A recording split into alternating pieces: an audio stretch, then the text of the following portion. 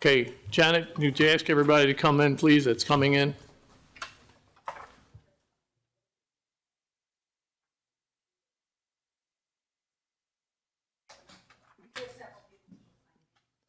Okay. Before I gavel the hearing to order, I'd like to make a couple brief announcements. First of all, I'd like to welcome 2 new Anne Arundel County Liquor Board employees. The first one is our new counsel, new attorney. This is Mr. Abraham L. Hurdle. He is now a permanent fixture with the county board. You'll see him sitting to my left at every hearing, and he's out there to advise the liquor board, employees, administration, and especially the board. We also have a new employee. I'd like to also invite Lanalia Caceres. Well, there she is in the corner, sitting with the inspectors. Lanalia is our new secretary receptionist. So there's a very good chance when you call there, you're going to probably get her, and she can help you and direct you to the right person within the board and so forth. So I want to welcome on behalf of the board and the administration these 2 new people. It fills our staff, and I think we're going to find that they're going to be a real plus for us. The third announcement is one I wish I didn't have to make, and some of yous may be aware of it, but 3.5 months ago, our executive director, Judy Hagner, retired. I got a phone call Sunday night informing me by her husband that Ms. Hagner had passed away. She will sorely be missed. She has been a fixture with this liquor board for 48 years. 48 years, and I know some of our attorneys out here who have been around, and I won't point them out, have been around a lot of that 48 years and are very well familiar with her. She started off as a secretary, she became an assistant administrator, an administrator, and ended up in the highest administrative position as executive director. So it's with deep sorrow that I have to announce her passing. I spoke to her husband several times in the last 2 days. He has asked that we remember Judy fondly, and of course we will. Anybody that has known her, and this woman has helped a lot of people out, a lot of licensees, a lot of employees, a lot of questions that came our way, and she was the historian for this liquor board, as you can imagine, with 48 years. So those are the 3 announcements that I wanted to make. I'm going to go ahead and gavel the hearing to order. The December 10th, 2024 Liquor Board hearing is now in session. All hearings of the board are now transcribed and stored electronically. These transcripts, serving as minutes of the hearing, are accessible for review by scheduling an appointment with the board. I'm now going to make a motion that the transcripts of the previous board hearings held in October, on October 8th, and November, on November 12th, 2024, be accepted by the board's minutes for that dates. And I ask for a second. I second. Thank you, Commissioner. I have a second. All in favor? Aye. Aye. So passed. I'm going to turn this portion of the meeting over to counsel. Mr. Hurdle, if you would, please. Thank you, Mr. Chairman. I'm Abraham Hurdle, counsel for the board. At the beginning of every meeting, counsel makes a few brief announcements. First, the commissioners are part-time public servants and they have other outside interests. When they know that they have a conflict of interest or appearance of a conflict of interest, they'll recuse themselves. They cannot possibly know all who appear from the public in any given matter that which may present a conflict of interest to them. If anybody believes that any commissioner or commissioners has a conflict of interest in any matter, you have to announce to us as your case is called, and the commissioner or commissioners, as the case may be, will deal with that accordingly. If not, then the commissioners will proceed with all hearings under the assumption that there is no conflict of interest.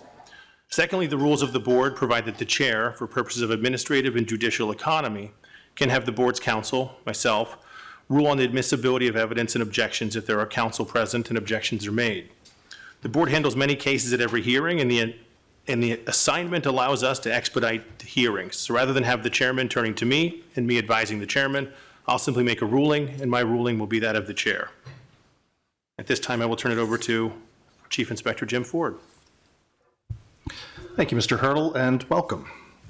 First, an announcement that the application for the transfer of Neo Pizza has been postponed.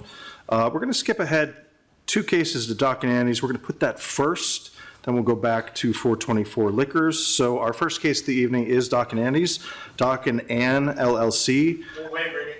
Thank you, Mr. Lyman. Anyone wishing to testify for or against, please approach the table. And remain standing, and please raise your right hands. Thank you. Do you solemnly swear and affirm under the penalty of perjury that the testimony you are about to give is the truth, the whole truth, and nothing but the truth? I do. Thank you very much. You may be seated. And Detective Middleton, if we could start with you, your name and address, please, for the record. Yeah, Detective Thomas Middleton, Anne Arundel County Police Department, ID 1061. Detective Charles Cepeda, Anne Arundel County Police, Western District, ID number 1239. Sir. Ashish Bhandari, the licensee for Doc and Annie's. And your address, please. 905 Mark Road, Brooklyn, Maryland. Thank you. Sunil, I was working at the time when this happened, and I live in 5920 Ritchie Highway. Great. Thank you very much.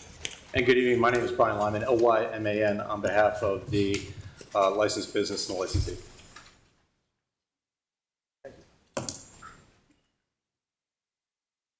Officers? Okay, good evening. Detective Middleton, Anne Arundel County Police. This incident was November 6th of this year, 2024, at approximately 6:38 in the evening time. Detective Cepeda and I were working Operation Save, conducting alcohol sales compliance checks of retail businesses here in Anne Arundel County.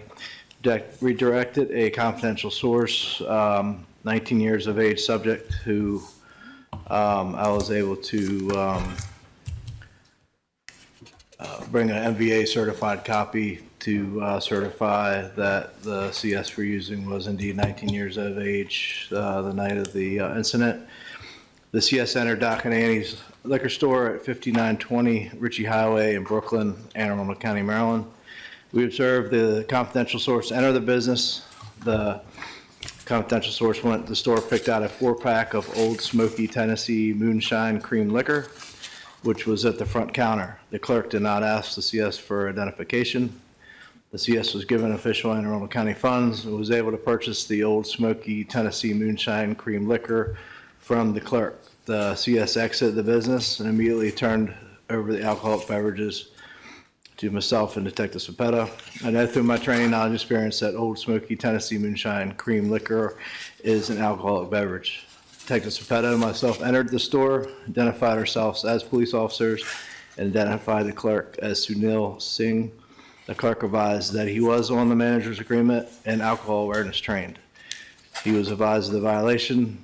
Photographs were taken of Mr. Singh, the Anne Arundel County liquor license, and then a picture of the Old Smoky Tennessee Moonshine Cream Liquor, and was subsequently destroyed.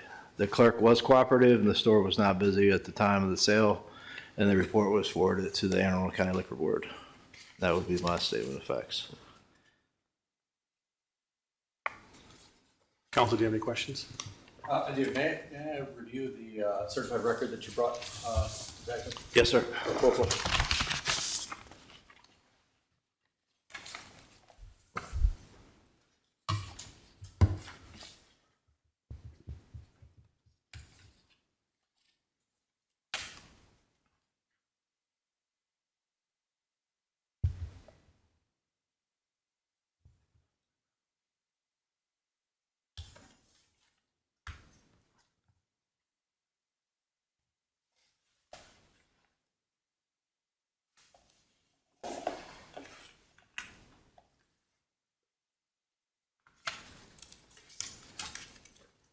Thank you, Corporal. Do you intend to offer that to the board for their record? We can show it to them for their observation, but we don't enter it into the file due to the being a confidential source. I would ask that the board review the record that you brought for purposes of this case. Sure.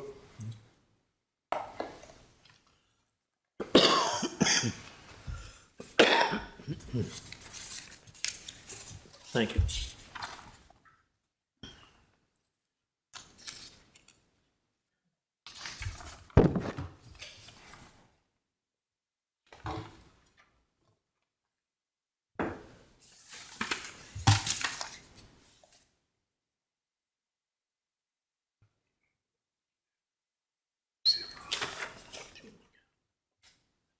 All right, give us 1 second.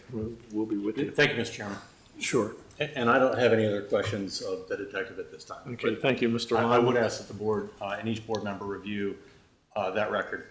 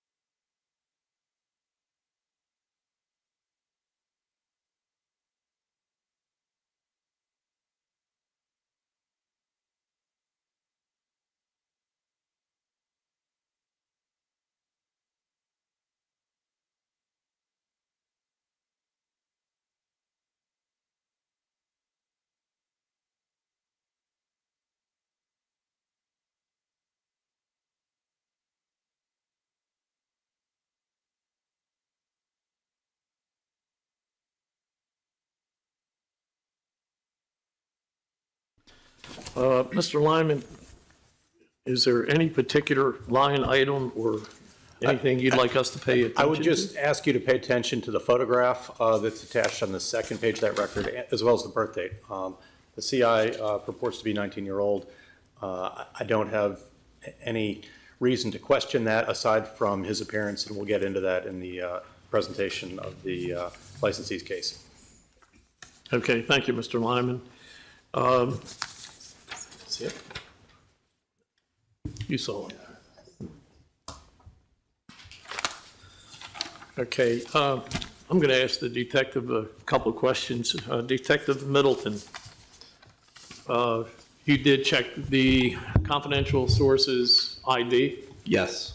right? And you confirmed that he's under the age of 21? Correct. All right, besides looking at his ID, was there anything else, any other way of checking? Before we did the checks, he presented me, I got his Maryland driver's record. Maryland driver's license, took a photograph of it, and then subsequently I followed up with MVA and got a certified copy to back up that ID to verify that he was under the age of 21. And that's the certified copy that I brought tonight. Okay, very good. Directly from MVA. Okay, thank you. And Mr. Lyman, you said you're complete, you're finished at this point? I have no further questions. No for the further detective. questions, My only yeah. question is the clerk was cooperative, and I believe the detective indicated that the clerk was cooperative. He did. Okay, very good. I have a question for the clerk. Mr. Singh, I believe, correct? Okay. How long have you been employed at Doc and Annie's? 14 months. I'm sorry? 14 months. Oh, okay.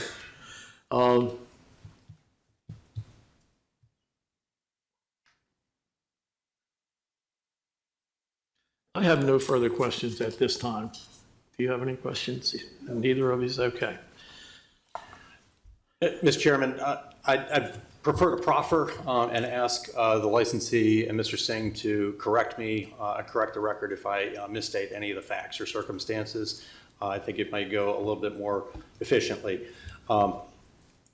You heard it. We don't have a defense to the underage service. The only possible defense was that the confidential source, through some error, was potentially over the age of 21.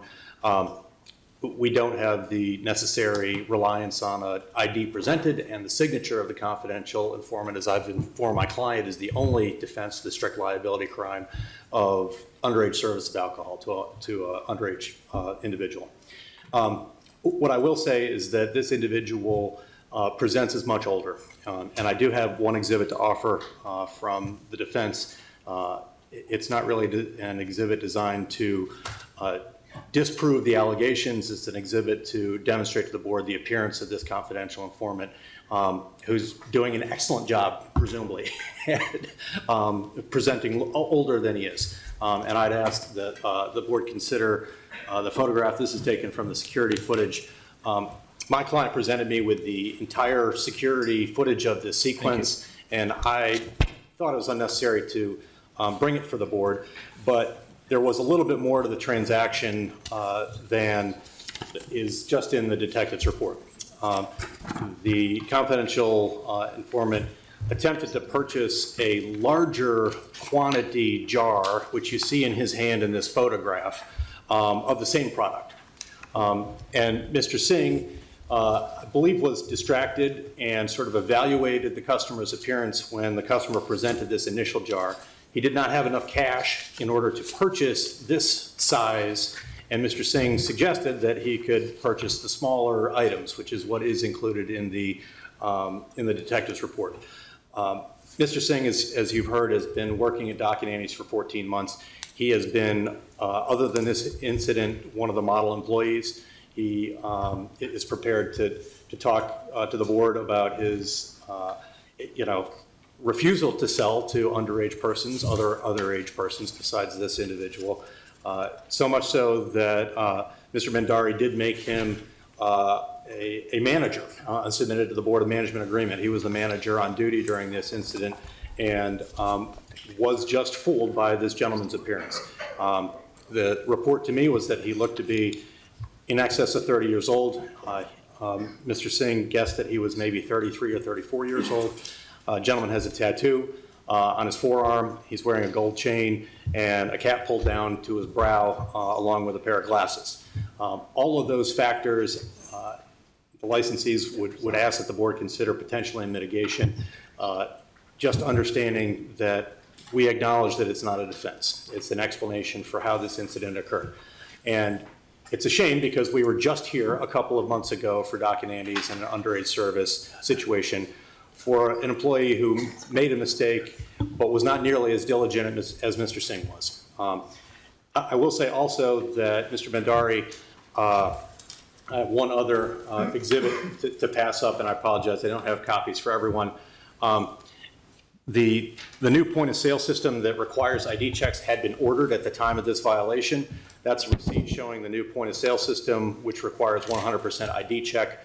It was ordered on the 3rd. This violation, I believe, happened on the 6th, and the system had not been installed at that time. It was in process. Mr. Bhandari had made the investment, and we were moving toward attempting to install that system. This system has now been installed in the store, a new point of sale system that requires 100% ID check by the clerks. In this case, Mr. Singh admittedly did not follow the policy of carding people who looked like they were under 30 because he believed the confidential informant looked to be over 30. And so that gap in Doc and Annie's procedure and the instructions from the licensee to his staff is what has resulted in the violation that we have tonight. As the board well knows, Mr. Bhandari is attempting to sell the business and become no longer a licensee before the board, as was relayed at the last violation hearing. And that hearing actually, for the new applicant, Mr. Harshil Patel, was supposed to be tonight and then got bumped because of the chairman's policy, as I understand it, to deal with the violations prior to conducting a transfer application hearing. There is no excuse. There's just an explanation of the facts that happened. Mr. Bandari believed that he was doing the right thing, had Mr. Singh well trained. Mr. Singh hasn't had problems in the past, but he is no longer working at Doc and Annie's as a result of this.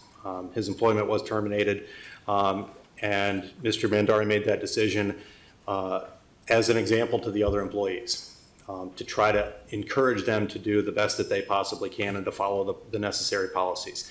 The shame of this is that Mr. Singh did follow the policies. He was just fooled by the appearance of the confidential informant who presented as older than 30.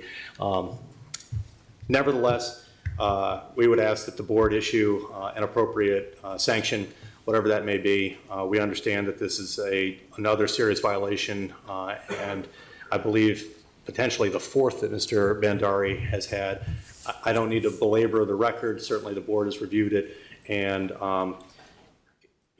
Mr. Bandari acknowledges that he does not have the time and has not had the success in operating this establishment. He's trying to get the license transferred to Mr. Patel in an effort to, have that individual devote the time that's required by being in the store. And Mr. Bandari is involved in an auto dealership that takes up some of his time, and that's why he's unable to supervise probably in the manner that he should be at Doc and Annie's.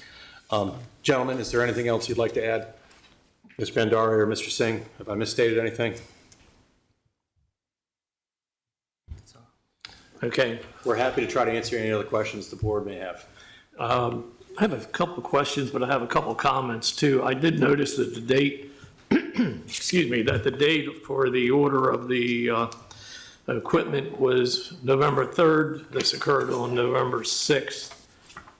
So the equipment was ordered prior, and It was on order. It had not yet been delivered or had the chance to be installed. yeah, well, but that's to the credit of the fact that an attempt was being made to correct the problem before a reoccurrence. Absolutely.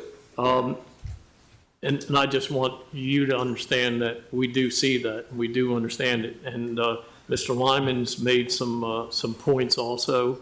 The photos are very obvious, as far as the hat and various things. But during COVID, everybody wore a mask, and everybody was told just because you're wearing a mask doesn't mean you take that and use that as an excuse for selling to a minor or not identifying the person. Mr. Singh, when were you terminated? Right after that incident. I'm sorry, when? Right after that incident, yes. Next day, very next day. Okay, thank you.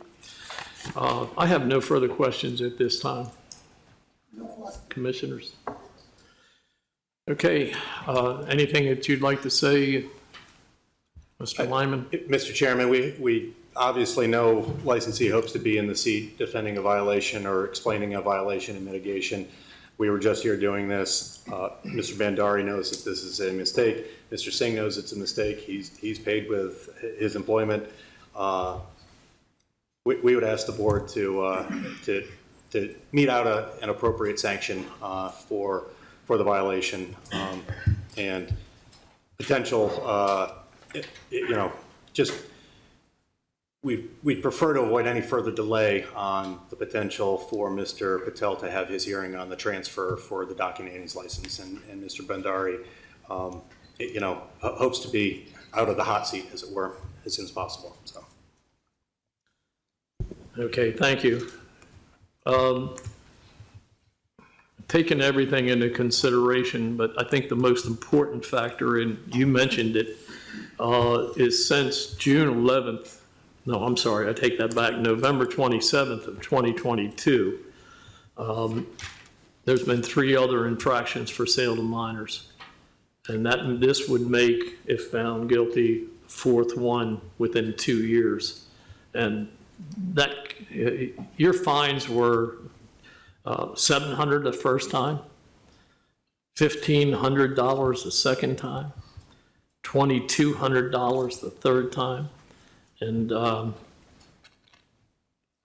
not saying that it didn't have an effect on protecting your license, but evidently it wasn't enough for you to really go above and beyond to make sure that there wasn't a reoccurrence, because now you have one. And I understand by terminating Mr. Singh, and it's a shame you have to terminate a 14-month employee, because I'm sure during that 14 months he did his job. And I'm taking that into consideration. And to be honest with you, I probably would consider the suspension of this license in this case. This is the fourth offense in 2 years.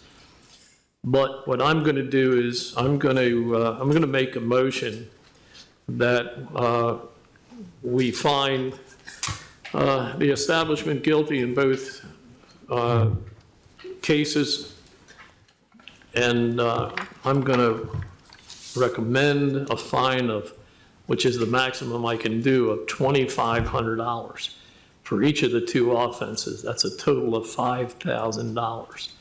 And I know you want to sell the business, but until you do, please keep in mind that I'm not suspending or not recommending a suspension. Next time you come in, it'll be a totally different consideration by me. So I'm going to make a motion that we find you guilty, and for a total of $2,500 in each case, a total of $5,000 plus cost. I'm looking for a second. I second it. Okay, thank you, Commissioner. I have a second. Any comments from the commissioners? If not, all those in favor? Aye. Aye. Please don't come back in front of us. All right, thank you. Thank you, Mr. Lyman. Thank you, Commissioners. Thank you, everyone. Our next case is 424 Liquors. Arundel and Sandhu Spirits, Inc. Gurmeet Bhullar, Secretary. Ranjit Arundel, President. Agent Joel Hawk, ATCC. Inspector Scott Montaigne. This is a Class A beer, wine, liquor tasting and Sunday license located at 2046 Davidsonville Road, Crofton, Maryland, 21114. The license is not restricted. This is for one, violation of the Annotated Code of Maryland Alcoholic Beverages and Cannabis Article 6-311, restrictions on purchases and sales by retail dealer regarding alcohol, tobacco, and cannabis commission case number 24-0498 by Agent J. Hawk, incident dated October 2nd, 2024. Anybody wishing to testify for or against, please approach the table. Remain standing if you would, please, and raise your right hands. Thank you. Do you solemnly swear and affirm under the penalty of perjury that the testimony you're about to give is the truth, the whole truth, and nothing but the truth? I do. Thank you. You may be seated. And Agent Hawk, if we could start with you, if you could state your name and address for the record, please. Agent Joel Hawk, Maryland Alcohol, Tobacco, and Cannabis Commission, 1215 East Fort Street. Thank you. Gurmeet Bueller's 7660 Roy Street, Arundel, Virginia, 22003. Thank you. Ranjit Arundel, 11313 Marble Ridge Road, Upper Marble, Maryland. Thank you very much. Mr. Hurdle? Agent Hawk, can you read your report? Yes, sir. On Wednesday, October 2nd, 2024, approximately 11:45 a.m., I respond to 424 Wine and Spirits located at 2043 Davidson Road in Crofton, Maryland, for the purpose of a routine inspection of the business. Upon entering the location, I spoke with the clerk, identified myself as agent of the Alcohol, Tobacco, and Cannabis Commission. I observed the trader's license 022111110 on the wall and to be valid for the licensed products they had for sale. In the store, I conducted a systematic inspection of cigarettes and other tobacco products displayed in the store, and the clerk produced invoices for the cigarettes and inspected. They all appeared to have valid Maryland tax stamps. The liquor license, 854 Type A, beer, wine, liquor, was also on the wall and valid, listing Ranjit Arundel and Gurmeet Bhullar as license holders. I conducted a systematic inspection of the alcohol on the premise and requested invoices for several types of liquor and wine. The manager, David Sandhu, and I went through all invoices in the store and were unable to locate invoices for the following: 4 Imperial Del Don tequila, 2 Macallan Scotch whiskeys, 1 Reserve De La Family tequila, 1 Yamazaki Japanese whiskey, 2 Barrel Craft Spirit whiskeys, and 1 Johnny Walker Blue Label Scotch whiskey, and 1 bottle of Dom Perignon. These bottles were seized under AB 6-311. Purchasing and keeping an alcoholic beverage on licensed premise were purchased from another other than a wholesale, and AB 1-408 records violation. Mr. Sandhu signed the confiscation receipt, and seized liquor was submitted to ACC for evidence. I do have to note, they supplied invoices 2 weeks later, and from them, in those invoices, I'm returning 4 bottles today. The Macallan, the Dom Perignon, and the Johnny Walker Blue. Thank you. Does the licensee have any questions for Mr. Hawk? Yes, sir. Mr. Chairman, we found all the invoices. The Mr. Inspector took it, all the bottles. At that time, my manager was busy and the store was busy. He could not found it. He was working by himself. The other employee called the sick, so he cannot go through all the paperwork. So we just take over the store like 2 months ago. Everything was not organized. So the previous owner, when we bought the stuff on the bulk, some bottles is belonged to him, and he took like all the invoices to his home, and he left the 2-year records, whatever the requirement is for the count. Then I contact with the previous owner. He sent me all the invoice, and every bottle I have an invoice with me. I can hand over to you, sir. So you can see whatever he took it. So I also mailed all the invoice to the ATC. To Baltimore, I have received for the sent to the post office, and I never get back anything also from them. So I called 2-3 times, I emailed 2-3 times, but we never get back anything, and we ended up over here. Okay, thank you. Just so I'm clear, there was 12 bottles originally that were Yes. confiscated. Yes, sir. How many were returned? I have 4 with me today to return. The problem is that during the bulk order, when they did purchase it, the inventory of the store, when they did the inventory, when he purchased the store, the invoices that were not returning were before the bulk transfer, and they are not on the bulk transfer. So any invoices after March of 2024, they're not on that bulk transfer. Dom Perignon was, but that was the only one. The rest of them that were bought in 22 and 23 were not on that transfer, so we are not returning those. Okay, and you say somebody has some personal bottles on the premise? Is that what I Yeah. understand? Yeah. How many was it? 4 or 5. That's belong to like 21 or 22. And how did they get on the premises? How did they get in the store? The previous owner bought that one, and he sent me the invoice, and then there's all the marks on that sheet, so all the invoice, everything's Mr. Inspector took it, I have an invoice with that. And I emailed them to 2, and also mail that all the records to the ATC.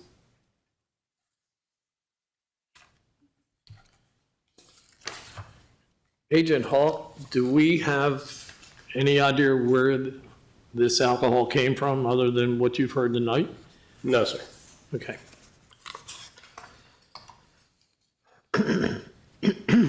Excuse me. I have no further questions at this time.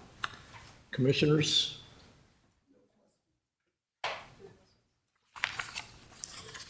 Okay, is there anything else you'd like to say before we determine the outcome? So we bought the bulks, everything from the previous owner. I never bought anything from any place because I just take over the business and just organizing everything. So now I know what is the violation of that, understand the rules, and I'm going to follow all the ways. Okay, thank you.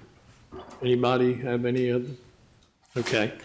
I could see where a couple bottles could be misplaced or not recorded, but I'm having a hard time understanding why 12 ended up in there that weren't invoiced, or at least some of them were. But what I'm going to do is I'm going to make a motion I'm going to make a motion finding you guilty of the charge, and I'm going to recommend a fine of $500. And I must say, it probably would have been steeper had I been totally convinced that every bottle was in there and it shouldn't have been. So the motion is fine of guilty with a $500 plus administrative costs, whatever that might be. Looking for a second. I second that motion. Okay, all in favor? Aye. Aye. Thank you, sir. Thank you. Please be careful, watch what you bring in the store or let in the store. Yeah, sure. Thank you. Thank you. Okay, our next case is Bill's Lounge and Liquor. Thank you, Ms. Carter. Anyone wishing to testify for or against, please approach the table, remain standing.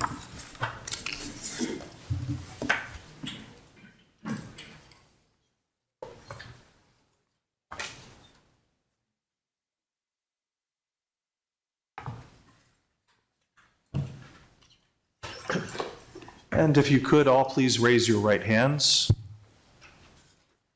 Thank you. Do you solemnly swear and affirm under the penalty of perjury that the testimony you're about to give is the truth, the whole truth, and nothing but the truth? I do. Thank you very much. You may be seated. And if we could, Agent Hawk, once again, start with you. Your name and address for the record, please. Agent Joel Hawk, Maryland Alcohol, Tobacco, and Cannabis Commission, 1215 East 4th Street. Thank you. And once we have everybody sworn in, you can sit in that first row back there and you can come up once you are going to testify. Lokesh Bhatia, 1688 Annapolis Road, Odenton, Maryland, 21113. Thank you. What's your home address? Home address 9311 Occoquan Overlook Drive, Lorton, Virginia, 22079. Francisca Reyes, 552 Rita Drive, Odenton, Maryland, 21113. Indu Bhatia, 9311 Occoquan Overlook Drive, Lawton, Virginia. Joanne Starner, 5808 63rd Avenue, Riverdale, Maryland, 20737. Good evening, Mr. Chairman, members of the board. For the record, I'm really stupid and can't figure out how to turn this on. My name is Linda Carter, Carter Law LLC, 11720 Beltsville Drive, Suite 100, Beltsville, Maryland, 20705. Thank you. Mr. Chairman, members of the board, good evening. I'm Richard Bittner, B-I-T-T-N-E-R, and I represent the actual licensee. The licensee, as the board may be aware, there's hope to be reset in if we get a result favorable here. A transfer hearing, this violation occurred while the contract purchasers operating under a management agreement were in possession. So we're here representing our interest, but are deferring to Ms. Carter for the violation. Thank you, Mr. Bittner. Mr. Chairman, with the board's permission, I've had a chance to read the inspector's very Ms. Carter, I'm so sorry. The gentleman on the end, if he could state his name and address for the record. That's okay. William Cherning. My home address is 912 Hillcrest Road, Hanover, Maryland, 21076. Thank you very He was much. slightly behind. I have no peripheral vision right where my hand is, so. You're good. With the board's permission, we've had a chance to review the very comprehensive report that the inspector has prepared, and we are prepared to accept the report as is. We have no exceptions to it.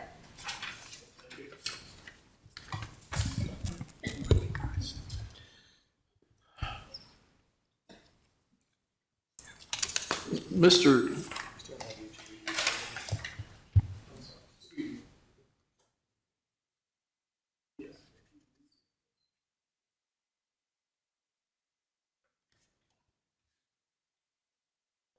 Agent, can you please present the report? Yes, sir.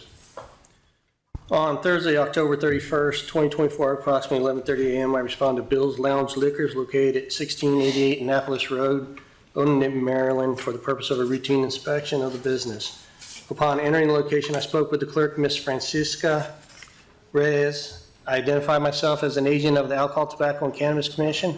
I observed the trader's license 02204415 on the wall and to be valid and properly licensed for the products they had for sale in the store. I conducted a systematic inspection of cigarettes and other tobacco products displayed in the store. The clerk produced invoices for the cigarettes, and on inspection, they all appeared to have valid Maryland tax stamps. The liquor license, 719 Type D BWL, was also on the wall and valid under license name William Tuning. I conducted a systematic inspection of the alcohol on the premise and found 2 cases of Dos Chaos Amber and Lager beer with labels for another store. The cases were in between boxes of the same beer and with the proper labeled store labels. I believe at that time the beer was delivered in error, and I spoke with Batia over the phone, who advised she had recently purchased the store along with Miss Joanne Francis Starner, but wasn't sure about the liquor in question and stated that her husband made most purchases. I advised the clerk and Miss Batia when I spoke with her that they are responsible for the alcohol in their store and must check all deliveries. Because of the store was, I'll get on that, I'm sorry. I then requested invoices for several types of liquor in the store from the clerk. She was able to locate invoices for all the requested liquor except for 1 Weller 12-year, 2 Weller Antique 107s, 4 Weller Special Reserve, 6 Eagle Rare 10-year, 6 Macallan Edition 1 through 3 Special Editions. These bottles were in a back office by the lounge in 3 bags. The office contained several types of alcohol along with several open liquor bottles. I then spoke with a man who identified himself over the cell phone as Mr. Starner, who said he was a part owner and recently purchased the liquor with Mr. Batia for personal use for an upcoming anniversary party. I advised him that all liquor in the store must have invoices and asked if I could see the receipts for the liquor. Mr. Starner stated that Macallan Edition 1 through 6 were collector's items and had been purchased years ago. After leaving the location, I spoke to Mr. Batia, who advised he had purchased the liquor in the store in D.C. for an upcoming party and put the bottles in his office to keep them safe. I advised Mr. Batia again that having alcohol in the liquor establishment without invoices purchased from a licensed wholesaler was a violation. I seized the liquor under AB 6-311B1, purchasing and keeping alcohol beverages on licensed premise which was purchased from other than a licensed wholesaler, AB 1-408 records violation, and TG 5-302 did unlawfully possess, buy, transport, sell, store, or allow another person to buy, store, sell, or transport an alcoholic beverage upon which the tax provided by the law has not been paid. The clerk, Ms. Rhea, signed the confiscation receipt, and the seized liquor was submitted to ATCC evidence.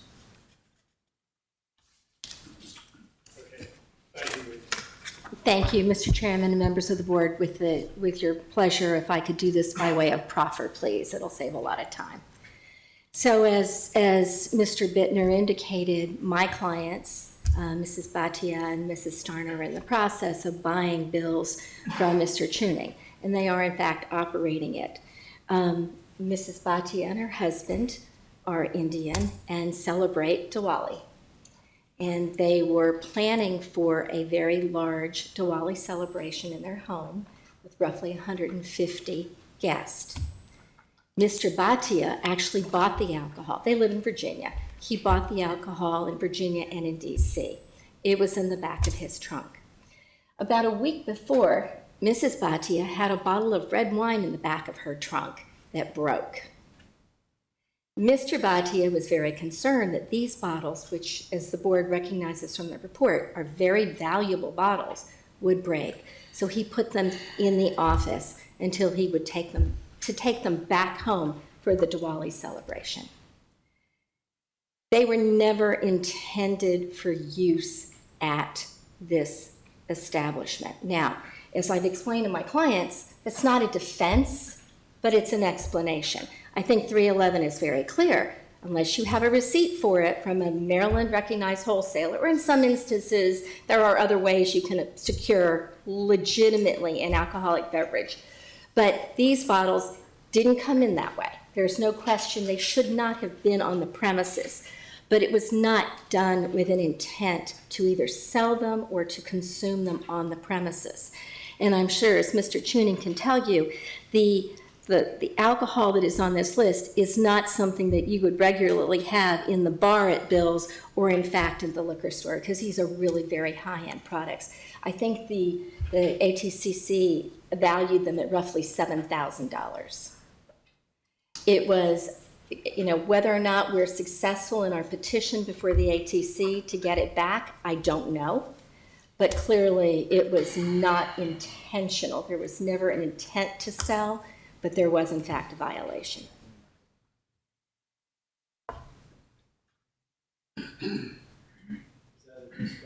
That's it, Mr. Chairman. I can continue. You know me, I can always talk, but I'm sorry?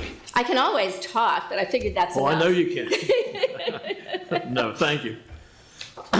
I just wanted to make sure that you were finished with this segment before I jumped in. We appreciate that, Mr. Chairman. Thank you. And Agent, who was the clerk that you dealt with when you went in? Ms. Reyes. Okay.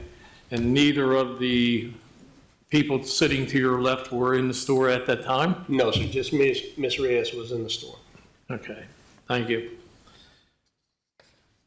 Did anyone call Mr. Tuning or talk to Mr. Tuning that you know of?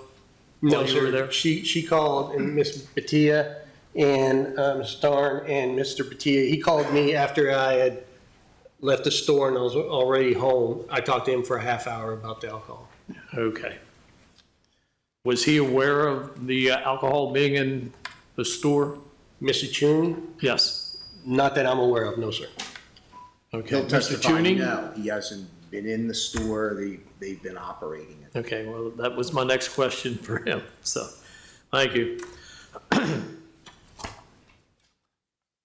The values that I'm hearing on the alcohol, does that sound correct or to the best of your knowledge? Or do you have? That's around average. The actual Macallan limited edition, I've seen $5,000 all the way up to $10,000 just for those 6 bottles. Mr. Batia told me, I think he's paid $4,600. Yeah, just for the McAllen was $4,600. And the rest, the Weller and all, that's Buffalo Trace, and that's allocated alcohol, and at times it can be extremely hard to get.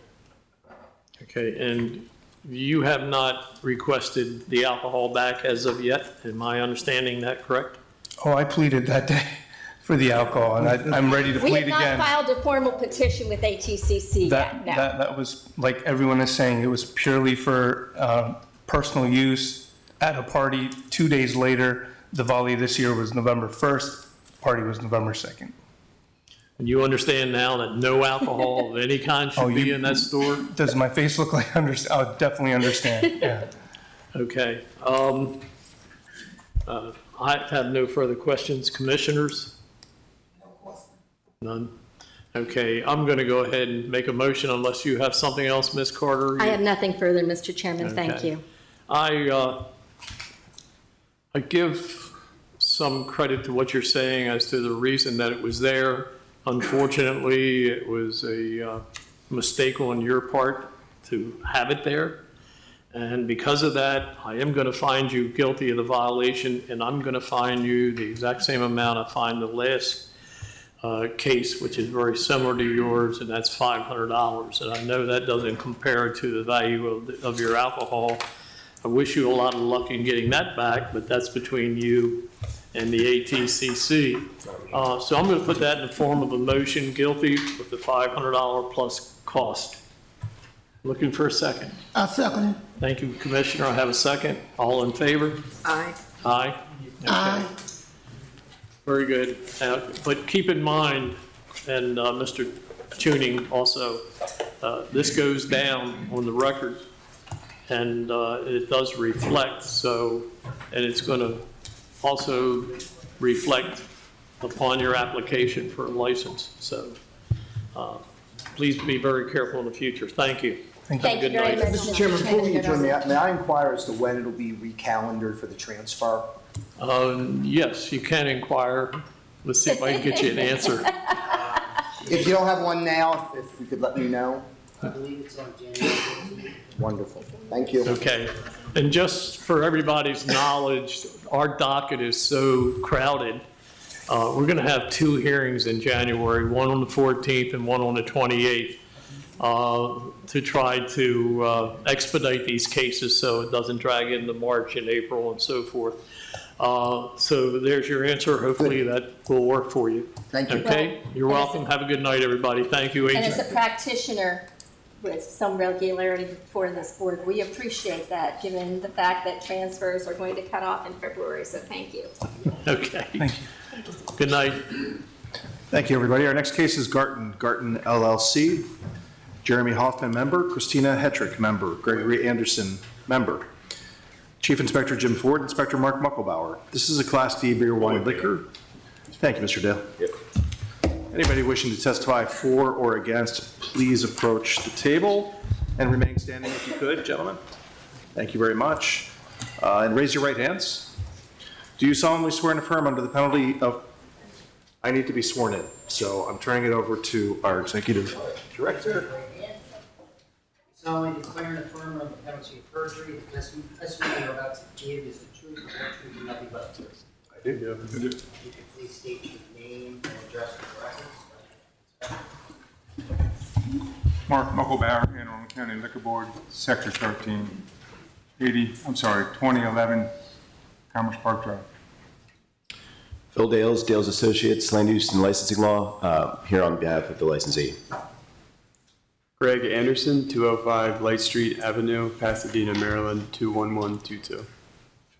Jeremy Hoffman, 104 Stone Point Drive, apartment 413, Annapolis, Maryland, 21401. Jim Ford, Chief Inspector, Anne Arundel County Liquor Board. Mr. Hurdle? Inspector? I do have a report that I'd like to enter into the record.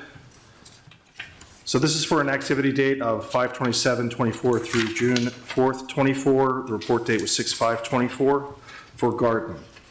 On or about the week of May 20th, 2024, Inspector Mark Mucklebauer brought to my attention that the establishment Garden may have an unimproved alteration or installation to its premises in the form of an outdoor pagoda area located across the establishment's parking lot.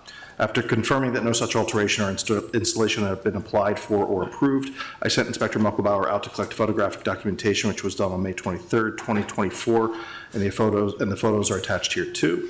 After additional confirmation from the Office of Inspections and Permits that appropriate permits had not been obtained, I reached out to the licensee, Mr. Greg Anderson, on June 4th, 2024, to explain that citations would necessarily be forthcoming.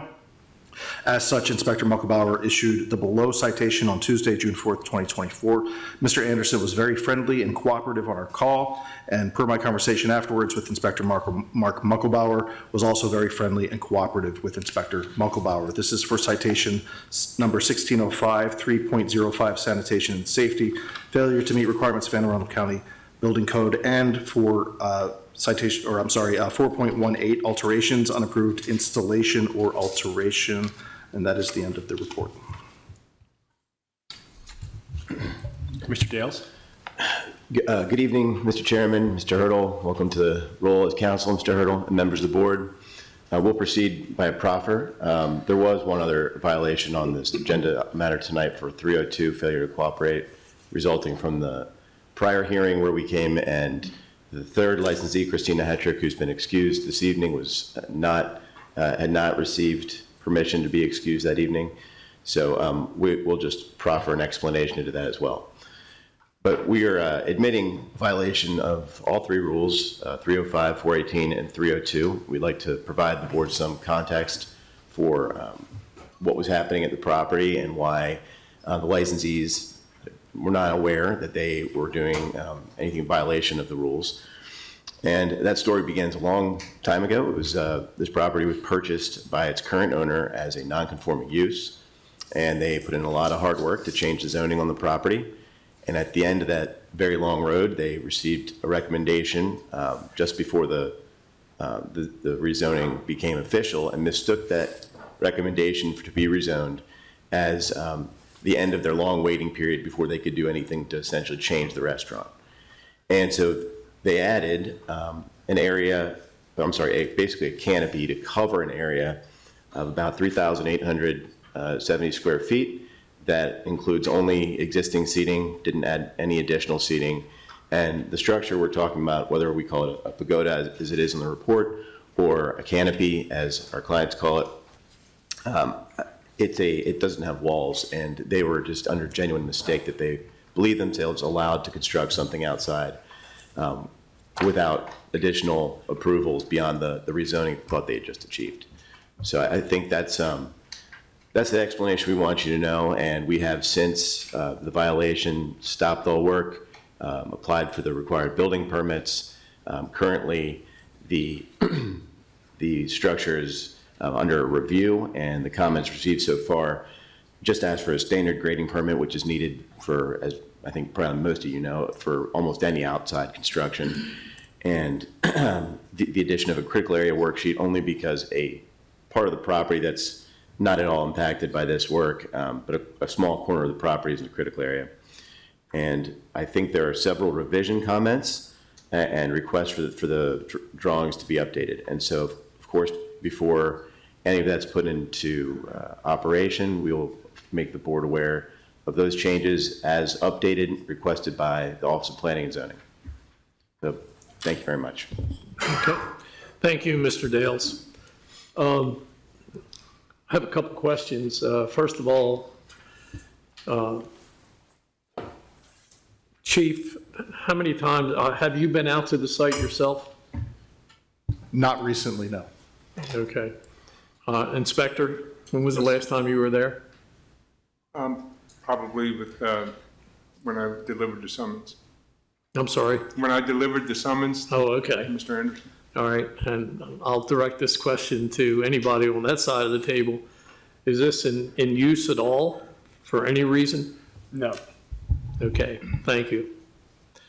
And I understand the permits or the application for the permits are in review. Is that correct, Mr. Dales? That's correct, Mr. Chairman. Okay. From the photos that I see, it's a nice looking outside service area. I wish you a lot of luck with that, and I hope it works out for you and everything with the county, other county agencies. Is there already one approved outside service area on the property? Am I correct in saying that? That's correct. Okay. And how many people can you hold in that area, seated or respectfully? About 99. Oh, okay. Very good. All right. I have no further questions. Commissioners? Commissioner? Okay. Mr. Dales, anything you want to say before I have a decision? No, Mr. Chairman. Thank you. Okay. Well, thank you for presentation. One of you failed to show up the last time, and that's why the charge of cooperation was issued. And what I'm going to do is, because we're still in a limbo state as far as Anne Arundel County building and permits, planning and zoning, grading and sediment control, and everybody else, I'm gonna find you guilty because you know, or hopefully you know, you should have applied for these permits before building or constructing the area. I am going to find you guilty of it, but I'm only going to put a fine of $200 with the caveat or the addition of the fact that nothing can take place on that property until you receive all the proper permits, and then you come back to this department with those approvals, and then we'll okay or possibly okay or review, because they may change. The other departments may say you can only do half of it, you can only do this, but we'll be glad to review that and then make a decision on that outside service. Meanwhile, my motion only pertains to that area where the Kubota is, and not where the existing outdoor service is. And again, the fine that I'm going to make a motion for is a $200 fine and then a $100 fine for the cooperation. I think and we're trying to really make sure everybody understands that when this body summons you in, we expect you to come or at least contact us. And that's all it would have taken, was a very simple letter, email, phone call. Well, I think we required in writing. You could have been excused and saved yourself the time and the trouble in the postponement. So the motion is a $200 fine for that, and $100 for cooperation. I believe there is yes, there's a third one, sanitation and safety, alteration, and cooperation. I'm going to make it $100 for each of those, a total of $300. All right, and again, please make sure you don't utilize that. The inspector is going to be requested to pay periodic visits, so you may see him ride by or stop in for that reason, okay? I need a second on the motion. I second the motion. Thank you, Commissioner. I have a second. All in favor? Aye. And aye. Good night. Lots of luck. Thanks, Chairman. Thank you, gentlemen. Our next case is Pitaya Mexican Restaurant. Pitaya Mexican Restaurant LLC, Jorge Landaverde Andrade, member. Chief Inspector Jim Ford, Inspector Megan Harlow. This is for a Class H beer, wine, liquor, entertainment, and Sunday license with outdoor dining. It is not restricted. 1, violation of the rules and regulations of the Board of Licensing Commissioners for Anne Arundel County. Chapter 4, Section 4.16, unauthorized conduct regarding violation notice number 1051 by Inspector Megan Harlow, dated October 11th, 2024. 2, violation of the rules and regulations of the Board of License Commissioners for Anne Arundel County, Chapter 4, Section 4.18, alterations regarding violation notice number 1051 by Inspector Megan Harlow, dated October 11th, 2024. If I could ask both of you to stand up and raise your right hands, please. That's right. Thank you, Mr. Aronson. Do you solemnly declare and affirm without the penalty of perjury the testimony you're about to give is the truth, the whole truth, and nothing but the truth? I do. Please state your name and address for the record. Megan Harlow, 2011 D Commerce Park Drive. Jorge Landaverde, 1201 Martha Greenleaf, Crofton, Maryland. Jim Ford, Chief Inspector, Anne Arundel County Liquor Board. Inspector Ford? I will defer to Inspector Harlow's report. Okay. A routine inspection was conducted by the Department of Health on 10/8/2024. This inspection showed that a bar was constructed in the facility that was not approved by the Health Department and that was constructed using improper materials and without appropriate plumbing. The report and supplemental photos were sent to me, Megan Harlow, Area Inspector for this facility with the Liquor Board, on 10/9/2024, prompting an investigation. I conducted a site visit to Pitaya on 10/11/2024 at approximately 1:45 p.m. after reviewing the photos that were sent via the Department of Health, as well as the restaurant's social media and the plans that were initially sent to the Liquor Board as part of Pitaya's liquor license application in April 2024.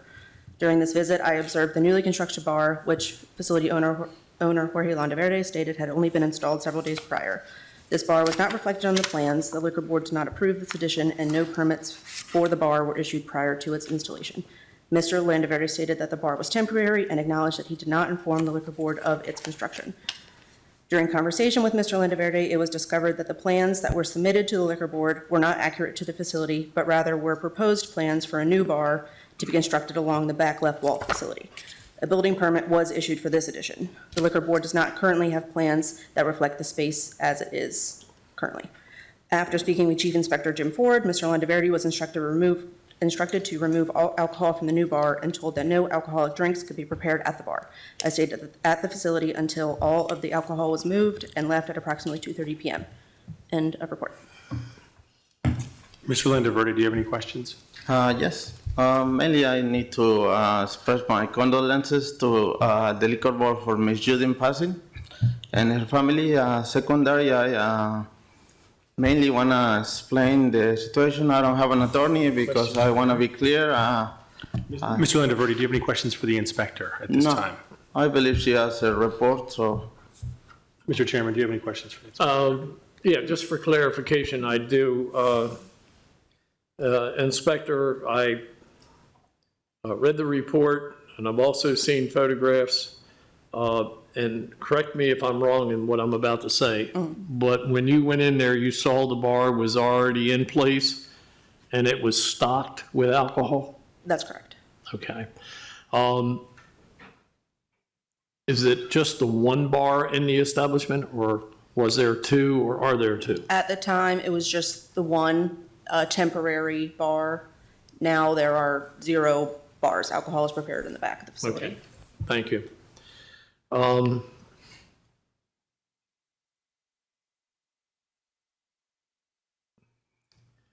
The photographs, and I'm not going to get into the health department issues. We're not the health department, but from what I see, you probably have heard from or will hear from the health department on some of the issues. The alcohol that you had in the bar when it was set up, where did you obtain that alcohol? Well, Yeah. order from the distributors. Okay, good. That was the right answer. I just wanted to make sure you were going to say that. And where is that alcohol now? Right on the service area. So I have no further questions at this time, but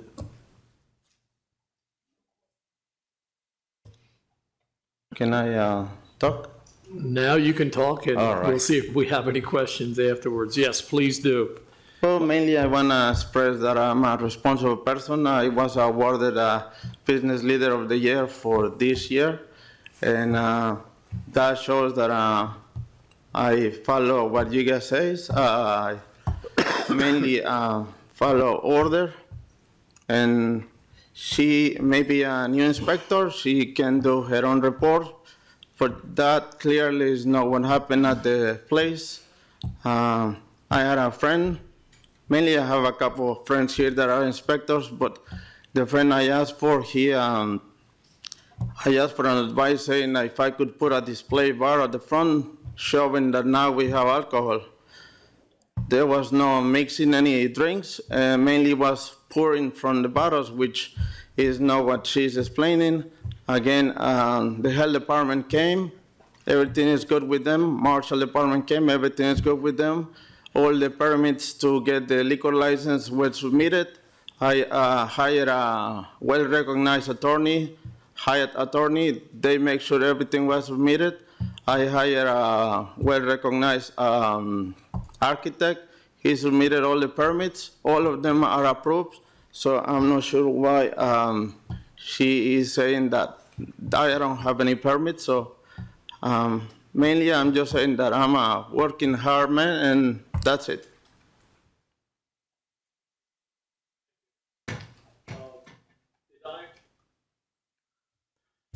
Did I understand you to say that you talked to somebody, another inspector, or? Yeah, I have a friend who is work for the liquor board in another county, and he told me that that's okay. That it was okay to have a display with the bottles and pouring, but not making drinks. So mainly it was to show people that I already had a liquor license, but that was it. Yeah. You know, when you apply for a liquor license, we want to make sure you understand all the rules and regulations, codes and so forth. This is not the first time that I'm applying for, and I've been licensed here for more than 10 years, so this is the first time I'm with a violation, so I don't know. But you weren't aware of the fact that you had to require or request a letter from the liquor board giving you permission to build a bar? I didn't build a bar. It was a movable bar, like a display. Okay. So it was not attached to the floor or the walls. Okay. All right. I understand it. Did you purchase the bar, or did you have it already somewhere else, or where did the bar come from? Yes, I had it somewhere else. It was just moving as a display just to show. But we don't make drinks there. We make drinks on the back, and then we just pour in from there, mainly just to show that we had a liquor license, which everybody would be excited to express that. When you first opened the restaurant, did you intend on having a bar there? Was that your intention? No, the place is small. So we intended to have it a bar, but again, the bar will take most of the seating, and mainly that was just a display for drinks. I asked the liquor board, mainly I called many times to see if I could have a liquor license without having the bar, and the answer was always yes. So. Yeah, and you can have a liquor license without having a bar. Yes. Your alcohol can be stored in the kitchen and served accordingly and all. But the problem here, from the way I see it, and correct me if I'm wrong, you decided to go ahead and place a bar, whether you built it or brought it out of a garage or a warehouse in the establishment without getting permission from the liquor board.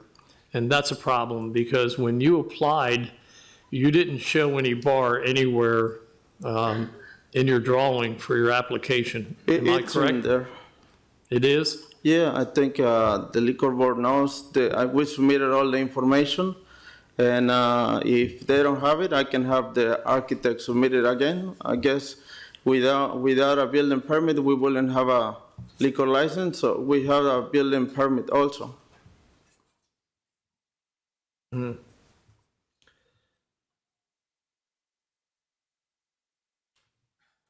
I guess I'm a little confused. Do we have any record, Mr. Aronson? I'm pulling up the application. Okay, we are looking into it electronically, so if you required or showed us the bar, that would be one thing, but if you didn't, then that's a totally different story.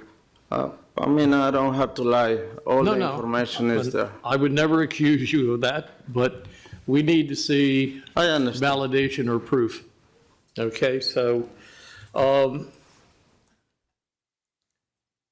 me see if I have any other questions besides reference to the bar. I do show you standing in front of the bar holding up your liquor license. That was me being the owner there, so mainly presuming I have a liquor license. But again, the intention is never to not follow orders, so. Mhm. And did you move that bar at all from, or was it originally in the one place and only the No, one place? we did intend to have a bar, but again, it's a big bar that was gonna take all the seating, so that's why we put a display bar that wasn't really gonna change anything.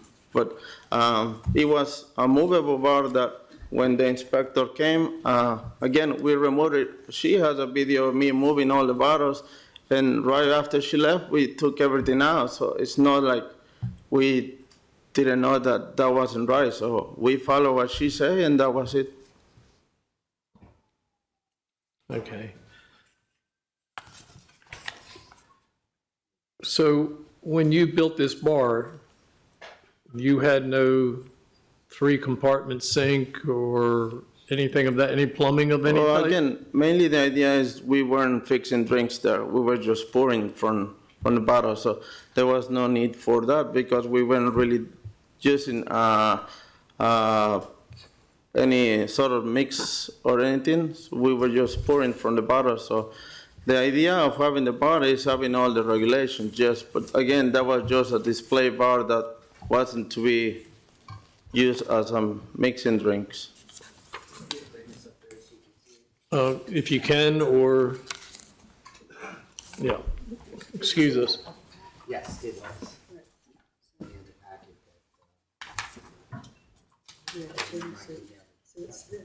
Yeah.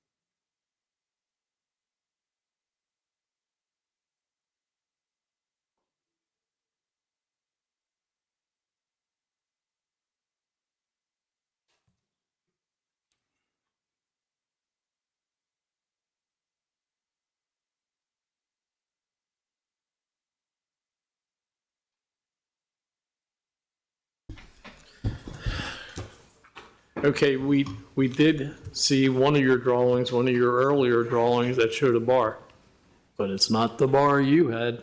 Again, that was just a display bar. That wasn't to be there. It was Yeah, just to show. This is a multi-seat permanent bar that was originally applied for or shown on the drawing, not the one that was in place when the inspector came. Is there anything else you'd like to say before we hand down a verdict? No, again, I follow your orders and that's Okay. it. All right.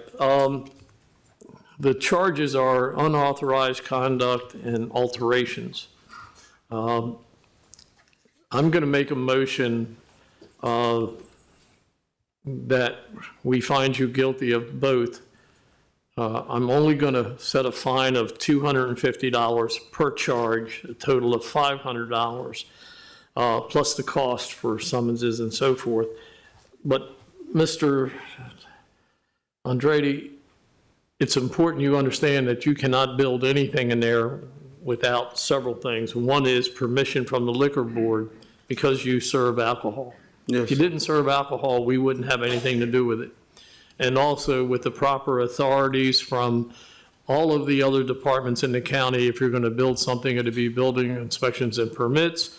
Might be something that planning and zoning, definitely the health department should be notified and follow whatever procedure they have.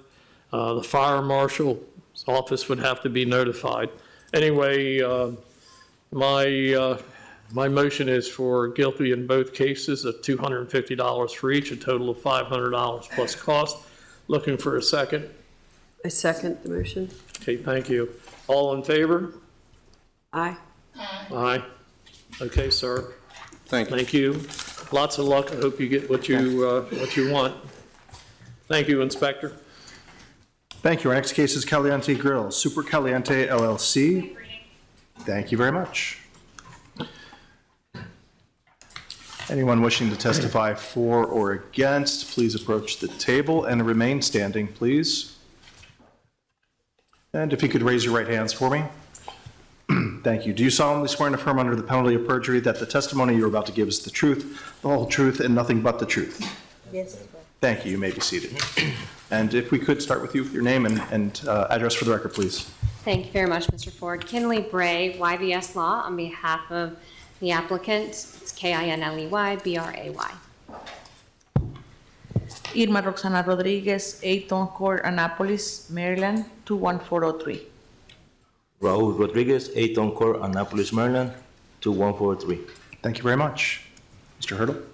Council, do you wish to proceed via proffer, testimony, or a combination of both? Yes, we'd like to proffer tonight with the board's permission. Thank you very much. So we are here tonight with an application to upgrade the existing Class H license to dancing. Currently includes an entertainment approval, and Caliente Grill has held this license since 2013 when it was transferred from the prior owner.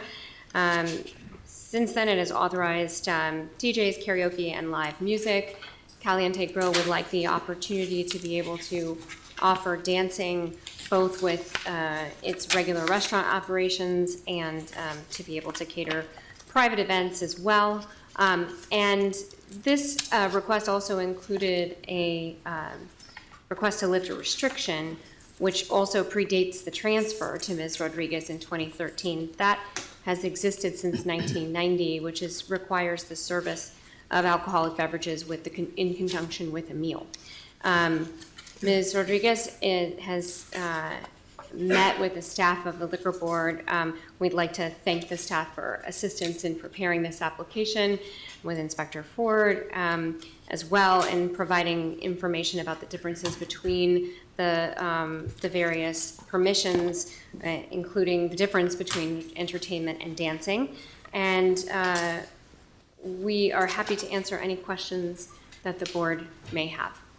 Okay, thank you, Ms. Bray.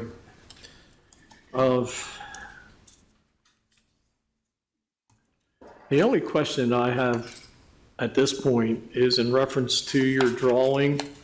You're showing the dancing area as it's labeled, being 10 by 8 foot, located in the middle of your table setup. Is that your intention? Yes, it is. Okay. You understand that by submitting this drawing with this dance floor at that location, what you're saying is that's the only area that dancing will be permitted if we agree to it. Do you understand that? I do. Okay, very good. I don't have any other questions at this time, commissioners.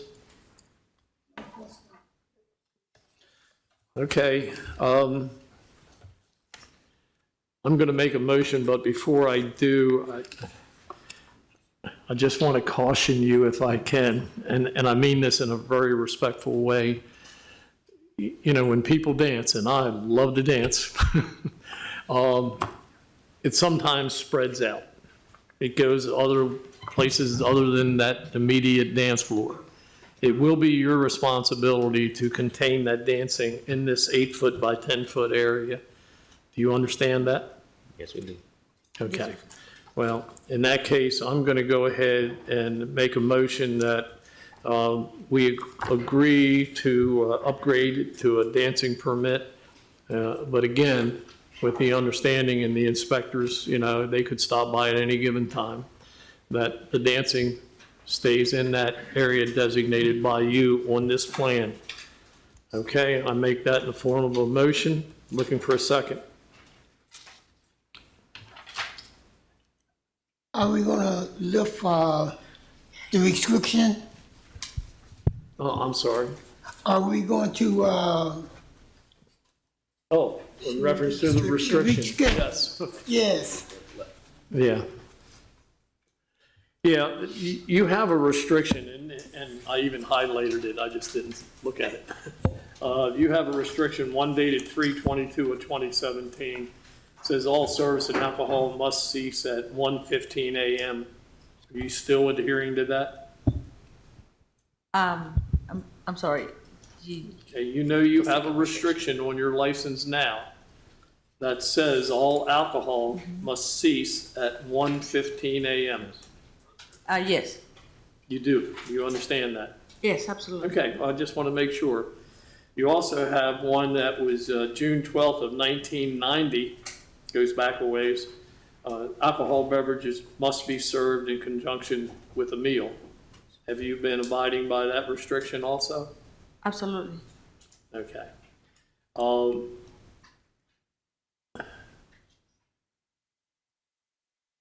Okay, with those restrictions, and you're not requesting that any be removed or changed. Mr. Chairman, we are requesting that the restriction with respect to being, alcohol being served in conjunction with a meal be lifted. All right. 1990 is a long time. yes. It is, and if I may add, this applicant has been in place since 2013. There have been no violations on the site since 2017. It's my understanding that that particular violation was came about because there were staff that were in the restaurant after 2 a.m. And a police officer stopped by. So there have not been any violations since, and the applicant agrees to abide by the remaining restriction. What's your normal closing time? We're actually closing by 11 p.m. Only when we were doing dancing has been 12 midnight. But, you know, it's just that, just not to have restrictions, that would be excellent to be removed.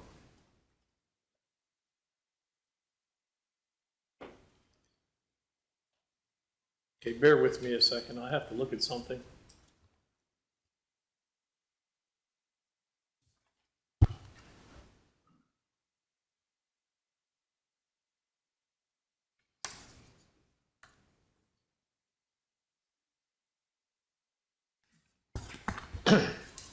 Okay, after consulting with counsel, I do understand the situation. You're not asking for the change in the 1:15 a.m., especially if you're closing at 11 or 12. There's no need for it. So I'm going to make a motion. We leave that in place, but we do remove the restriction that was placed on you on June 12th of 1990 in reference to alcohol beverages being served with the conjunction or in the conjunction of a meal.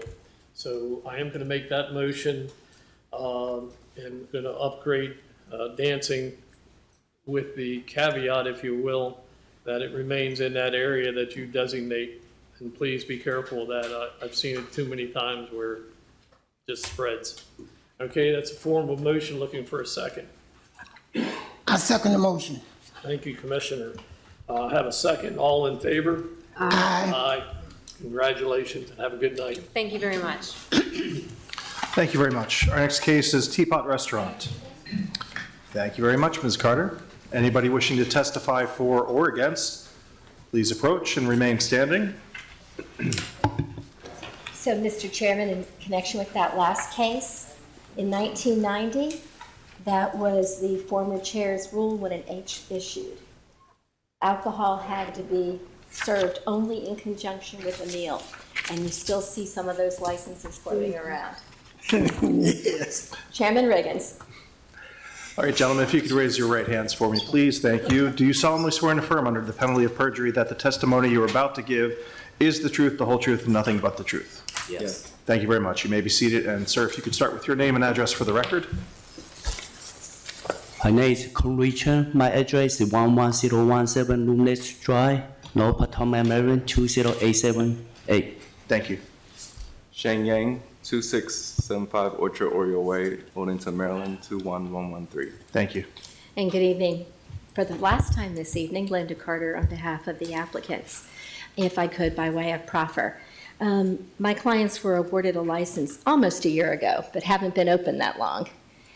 And the board may remember that at the time we came before them, we estimated that our total construction cost, including land acquisition, because we bought the building, would be around $6.5 million. And they came in, I think, slightly over that. This is a really unique concept in dining. To my knowledge, it's the only one in the area that offers both hot pot and Korean barbecue at the same table.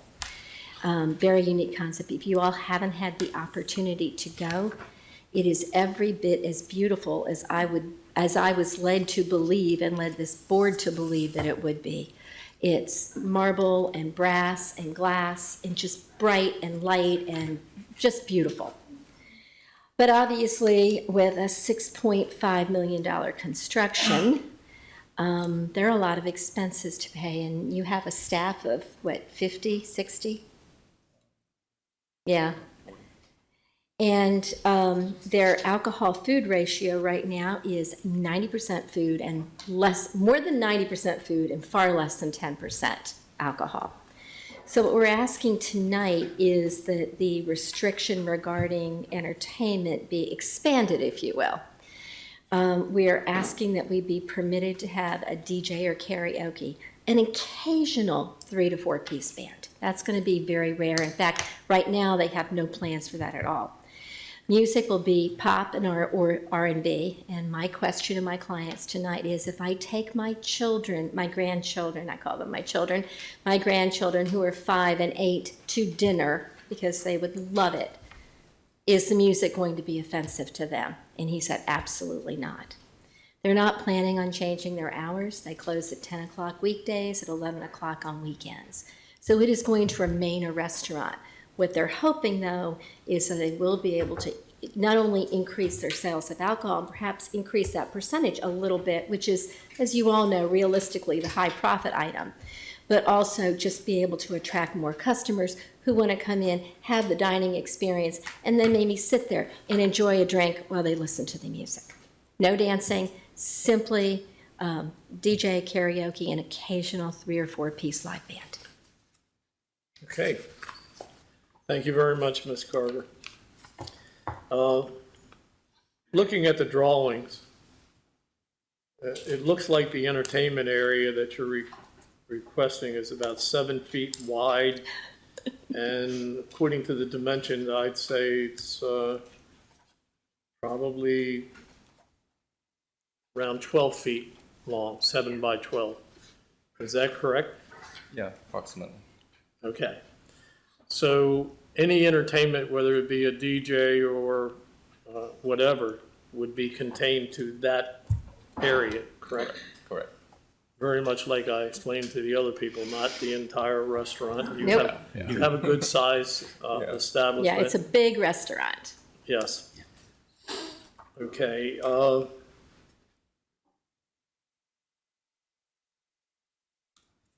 And you're not requesting any outdoor service, correct? We will at some point, but the county hasn't finalized approval of the permits, so I prefer to discuss that with the board once we know what the county's going to let us do. Okay, but we're not going to address that Not this tonight, evening. Mr. Chairman, thank you.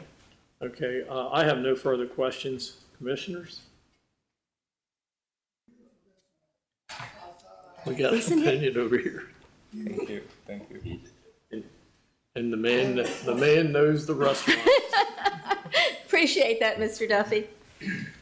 Okay, no further questions then. All right, I'm going to go ahead and make a motion that we do remove the restriction, which will allow you to have entertainment in its full meaning without the multiple restrictions on multiple TVs. So I'm going to put that in the form of a motion, looking for a second. Okay, thank you, Commissioner. I have a second. All in favor? Aye. Okay, so be it. Thank you so much, Mr. Chairman and members of the board. And Mr. Chairman, Thank you. Good night. when you were talking about Judy, the one thing that you failed to mention, I was very, very young when I first met Judy. I think she had been here for maybe 1 or 2 years when I first met her. She not only helped licensees, she helped many of us young attorneys become much better attorneys. She knew so much and was always willing to share her knowledge. When I knew so little, I didn't even know the right question to ask, and she did, so. Thank you, Ms. Carter. You will be. Y'all have a good missed. evening. It's pretty personal. I'm sure. Chief? Thank you. Our next case is El Norteño Grill, 602 Crane Highway, Inc. Thank you very much. Anybody wishing to testify for or against, please approach and remain standing. Yeah. Raise your right hand for me. Thank you. Do you solemnly swear and affirm under the penalty of perjury that the testimony you are about to give is the truth, the whole truth, and nothing but the truth? I do. Thank you. You may be seated. And if you could please state your name and address for the record. Kyla Marie Coronado Contreras at 8346 Jumpersville Road, Millersville, Maryland. And good evening, Kelly Kylis, Kylis from McNamee Hosey. Our address is 888 Bestgate Road, Suite 402, Annapolis, Maryland. Thank you. Mr. Hurdle. Counsel? Yes, if I may proceed by proffer. We are here on a transfer of a Class H beer, wine, and liquor license with entertainment and Sunday sales. We also requested in the application package an extension of the hours of operation, so that would be removing one of the restrictions that's on the existing license. This is for a liquor license at for the operation of El Norteño Grill, a restaurant and bar in a commercial area on Crane Highway in Glen Burnie.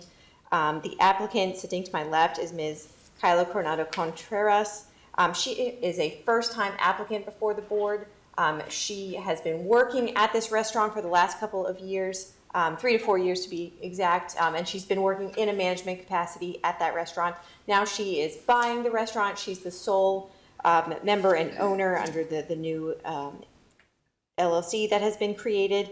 They have not yet gone to closing on that transfer, obviously pending the board's decision tonight as to the transfer of the liquor license. But in preparation and in compliance with all of the board's rules and regulations, Ms. Contreras has completed all of the required alcohol training. We have provided to the board the certifications as well as the signed management agreement for the managers of the premises.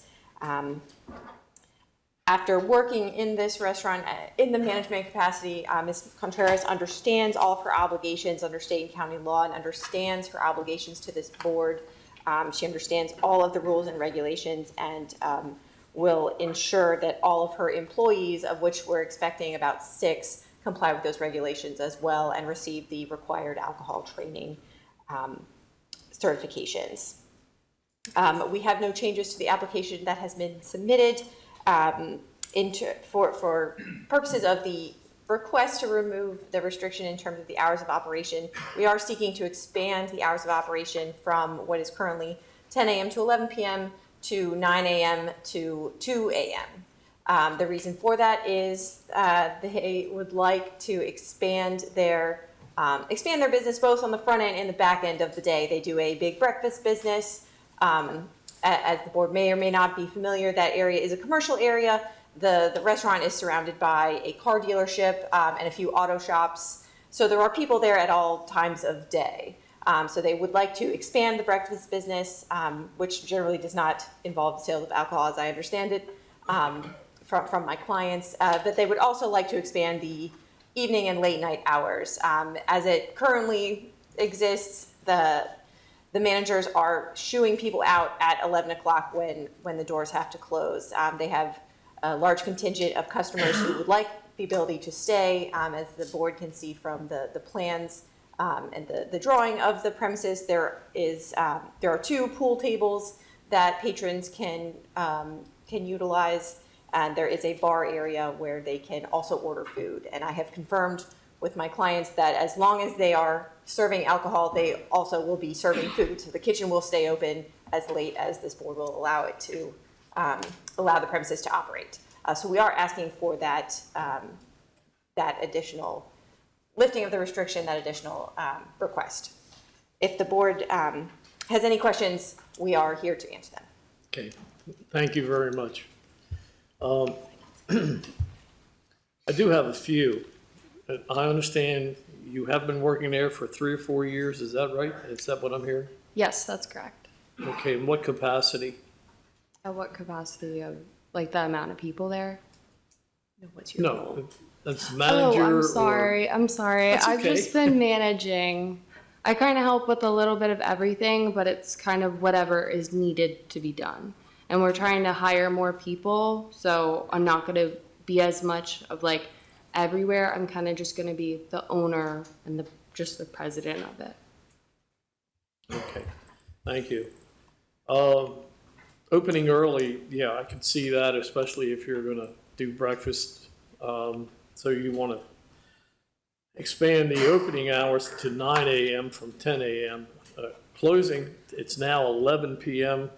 You wanna expand that so it's 2 a.m. in the morning, is that correct? Yes, that is correct.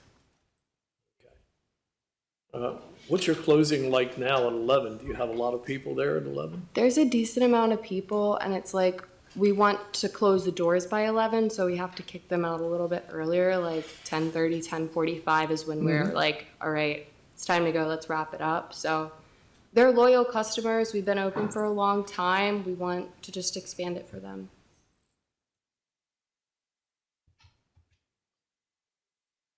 Were you employed there when they had that incident? I believe it was on the parking lot, in reference to a serious injury, a stabbing, I believe it was. You don't, if you don't, that's okay. I just need to know. I would like to know if you were there at the time. I was not there at the time. Okay. All right.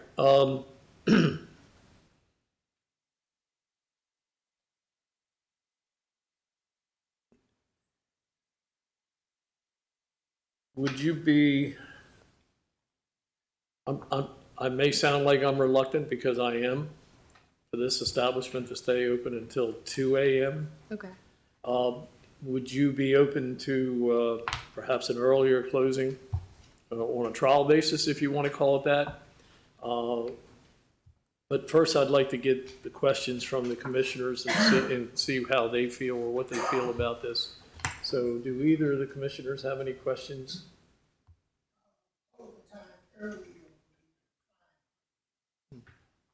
Commissioner Snoops, any questions? I don't know. The main question I have, I look at, if you have such a breakfast business, why are you opening at 9 o'clock? Why aren't you open at 7? So, I mean, to me, that makes sense. Yeah.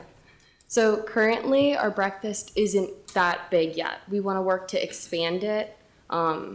Like our cook in the kitchen, he's offered a couple suggestions. So we're just now like, okay, maybe 9 o'clock. If it goes well, maybe 7 o'clock. I just don't know how many people are going to be sitting in because I feel like 7, it's like you want to go through a drive-through, get breakfast. But I feel like 9 o'clock, people are like, okay, let's go grab breakfast and sit somewhere. Okay, thank you, Commissioner. That was a good question.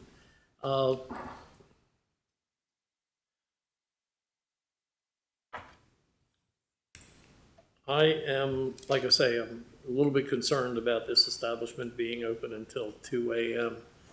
only because I live close to that establishment and I'm familiar with it. and with the surrounding area. And I don't think we've had too many incidents of late, there. The Class A next door to you or back to back with you has been very conservative in changing their regulations inside to help out. So I think that would be a good thing. I just think taking a chance for you as well to move to 2 a.m. for a closing might be a situational problem. So what I'd like to do, I'd like to make a motion that we allow you to open up, if you want 9 a.m., we'll allow you to open up at 9 a.m. But I would suggest, and I'm going to put it in the form of a motion, that you must close by 1 a.m. And that means in this case, close means closed. Everybody needs to be out of there by 1 a.m. I'm going to go ahead and put that in the form of a motion to see what the commissioners say. Commissioners, that's a motion. Looking for a second? Any comments or anything? Okay. I have a second. All those in favor? Aye. Aye. Okay, so, Just to clarify, you're also granting the transfer part of the application? yes, I'm sorry. Yeah, I guess that would be kind of nice. We need that first, I suppose. We could say no, but then that would be, yeah. No, of course, yes, we are granting you, and we wish you a lot of luck with the transfer. I think that was a given in my head that, I was willing to do that, and I believe the commissioners are in agreement. Yes. Very good. Thank you, Consider guys. transferred. Lots of luck, and watch your hours, especially your closing hours. All right? Thank you. Thank you very much. May we be excused? Yes. Okay. Thank you, guys. Thank you very much. Our next case is Szechuan Inn. Risings, Inc., One-Way Rao, member, CEO, Inspector Megan Harlow. His license is not restricted. It's for transfer. Currently, Jaden Chen, president on behalf of J.E.J. Restaurant, Inc., trading as Szechuan Inn, located at 558 Benfield Village Shopping Center, Serena Park, Maryland, 21146. It is a Class H beer, wine, liquor, dancing, and Sunday license, and as mentioned, it's not restricted. Anyone wishing to testify for or against, please approach. Thank you. Raise your right hands for me. Thank you. Do you solemnly swear and affirm that under the penalty of perjury, and keep that right hand up for me? There we go. Under the penalty of perjury, that the testimony you're about to give is the truth, the whole truth, and nothing but the truth? Yes? Yes. Okay. Thank you. You may be seated. And if you could, please state your name and address for the record. My name is Wang Winao, 8207 Wapatico 7, Wapatico, Pasadena 21122. Thank you. All right. I'm gonna stop you for a second. I believe Kathy, our board stenographer, is having a problem.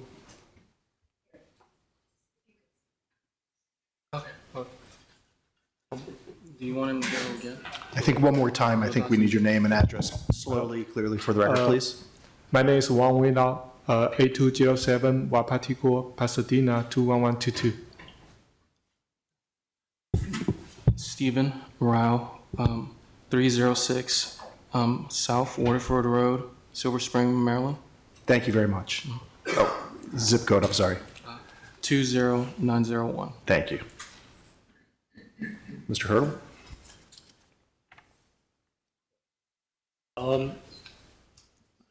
Sir, you're here in what capacity? Are you here as an interpreter or as a? I'm here as interpreter for him. You're the interpreter? Yes. Okay. All right, thank you. That's what I was just trying to make sure. I assume he understands that he has to be able to read, write, and understand the English language according to the rules and regulations. Yes. Okay, I'd like for him to answer us if he can. Yes. You do understand that?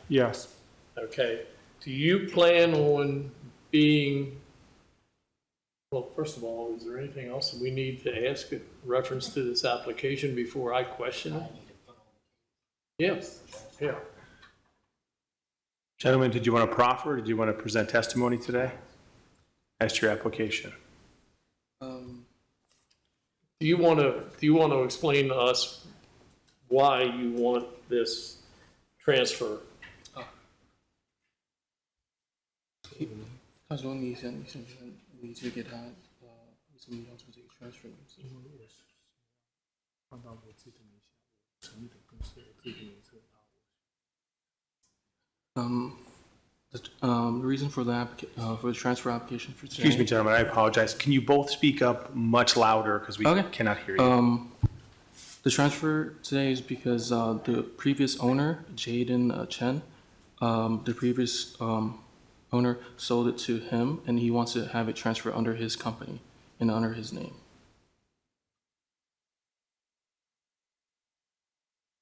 Okay, thank you.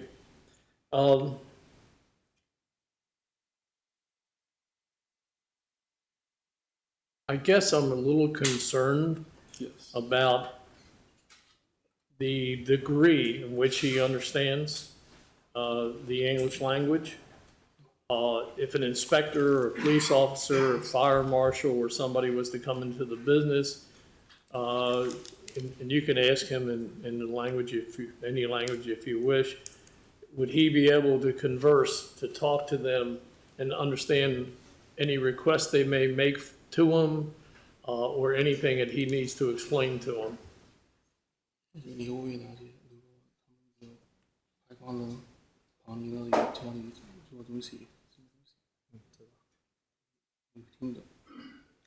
Yes. Okay. Do you know what a management agreement is, sir? Yes. Yes. Could you explain it to me as best you can?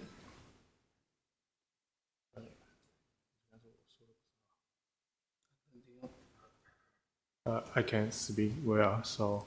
Can you speak up a little bit, please? I can speak well, so just need.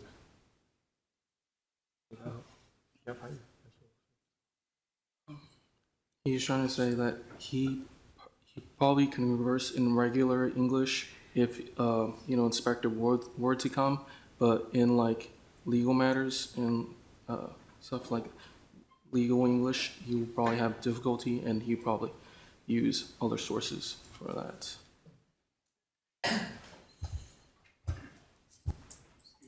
Okay.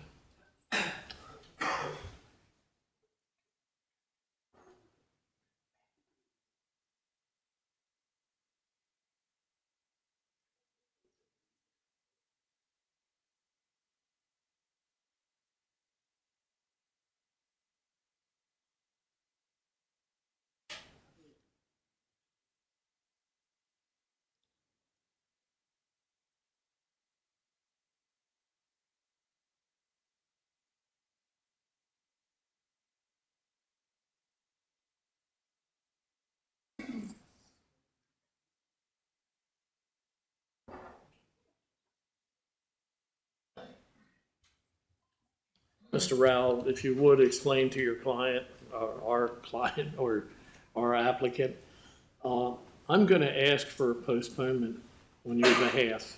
And the reason I'm doing it is, and it's something for him to consider, perhaps getting an attorney, because I think the questions that we have for him would be difficult for him to answer, and I would not want to see him make a mistake in doing that.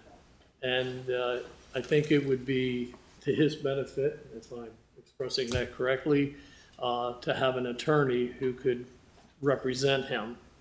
And there are some who, understand various languages, so that may also help as far as interpretation and explaining the law, because there are certain things as an applicant for a license that you must be able to understand. And those questions tonight could possibly end up with the result of him not getting the license, and I would not want to see that based on what we've seen this evening. So I'm going to go ahead and request a postponement. We will try to get you back in the first opening available once he obtains an attorney, but we really do feel that in this case, it's a necessity. Okay? Would you explain it to him?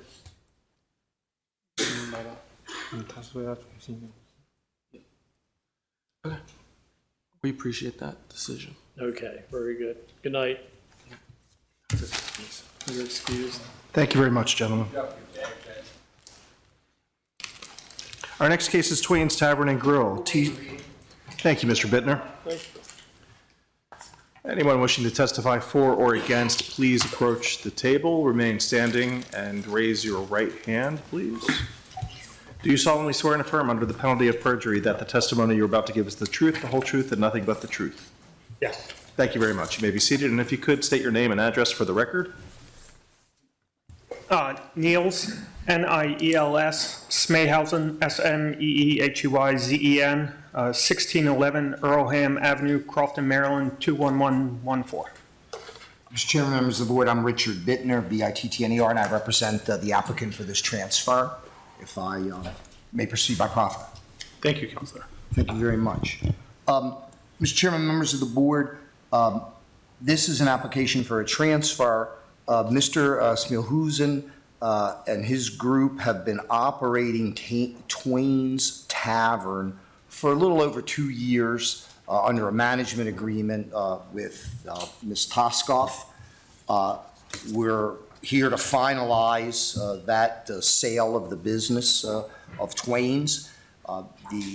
There's no change in the operation. There's already you have a number of management staff that is been operating under Ms. Toskoff's license. That's all going to continue. There's going to be no changes in staff. Everybody has been alcohol awareness certified. We just had a session last week, so we're going to get to the extent, I don't think Mr. Smehuyzen's certificate is in yet, but he's taken the class. So all of that will come in. So it's the same group for over 10 years who've been operating without incident, operating successfully. Mr. Smehuyzen is familiar with the rules and regulations, and we were talking a bit while this proceeding was underway, and he told me how helpful it was to sit here, hear some of these cases, see the consequences of not following what sometimes may just be paperwork type issues. So he's well aware of the obligations imposed upon him as a licensee. We're not anticipating any other, as I indicated, changes. We're not asking for any other changes. He will certainly answer your questions, and he'll tell you that he has, as the application indicates, he has no other interest in any other licensed establishments, and that there are no other licensees, only investors in no other stockholders, officers other than Mr. Smehuyzen. He's happy to answer any of your questions. Okay, thank you, Mr. Bittner. And also, thank you for the revised drawing that satisfied the board with the tables and so forth. Thank you. Mr. Smehuyzen, is that close enough? Niels is fine. Okay, thank you, Neil. The only questions I have was relevant to a manager's agreement that was sent back. Were you aware of that? Yes, I was aware that there's been a few iterations of documents going back and forth. Okay. Do you know if that has been addressed? I'm not sure what you're referring to, Mr. Chairman. Yeah, we had Miss Monty, Michelle Monty, our secretary, contact the licensed establishment because there were 10 people listed as managers, which we're glad to see, so there's no problem there. But unfortunately, only 2 of them or 3 of them had expiration dates, and the other ones it said cannot verify. And I just asked her to contact you or your people to get a confirmation date or an expiration on those, because we're finding way too many of them have names listed with people who have an expired alcohol awareness training, and we want to make sure that they're not. Sure. Ms. Monty, have we had anything recent from them? Yeah, the last I heard, she was having a meeting with staff and working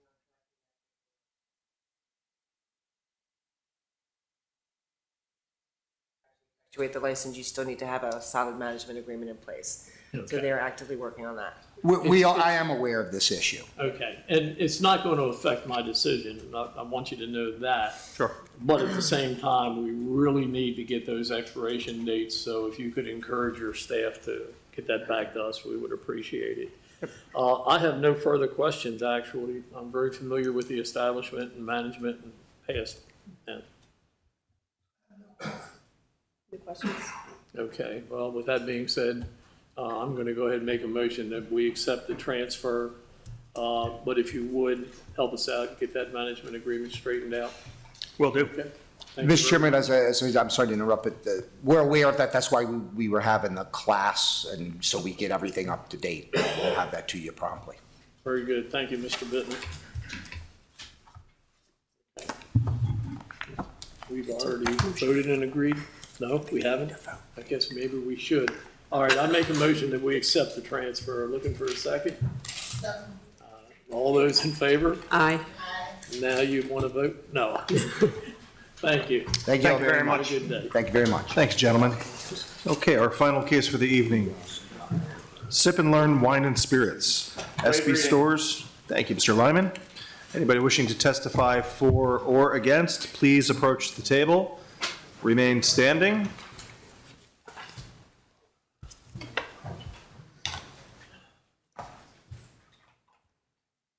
With all of the opponents, if you would come forward to be sworn and identify yourselves for the record. So if we could ask everybody actually just temporarily to remain in your seats, we will get a count of everybody who is here for and against, if you don't mind. Anybody who's going to testify immediately, as Mr. Bittner is pointing out, please do come up to the table. And Deputy Chief Ralston, if you could help me with a count in a moment. So please, if you are here to testify either for or against this license, please stand now. If you are here to testify for or against, and I want to ask a question before I swear you all in. Anybody here who is, have you signed the sheet outside? The sign-in sheet? Not everyone. I Okay. understand that I have a list, I believe, of those who have not signed. I believe below the line has not signed. So that, okay. And so that accounts for everybody, Mr. Aronson? That will account for everybody signing? Okay. Okay, then I'm going to have everybody please raise your right hands. And do you solemnly swear and affirm under the penalty of perjury that the testimony you are about to give is the truth, the whole truth, and nothing but the truth? I do. Thank you. If you are here in support of the license, please remain standing. If you are in protest, please sit down. So those in support are two individuals? There's 4 people standing, Chief. Oh, I'm so sorry. 4. Yep. Thank you, Mr. Lyman. Did they sign in? And then if you could please be seated, and then anybody here who is against the new license, please stand.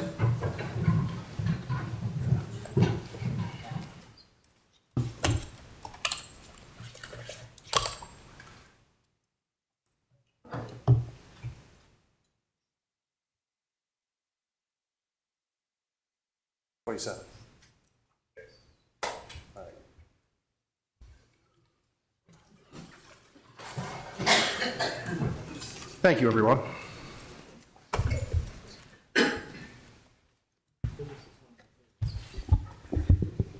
So, Mr. Chairman, the final totals are 4 in support and 27 against. 4 and 27. Thank you.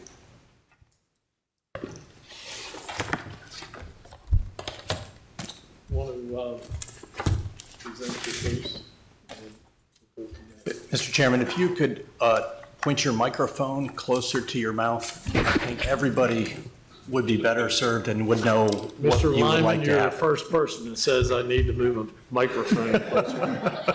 But I'll take your advice. Hopefully that'll work. Thank you. Okay. Mr. Hurdle. Counsel, did you want to?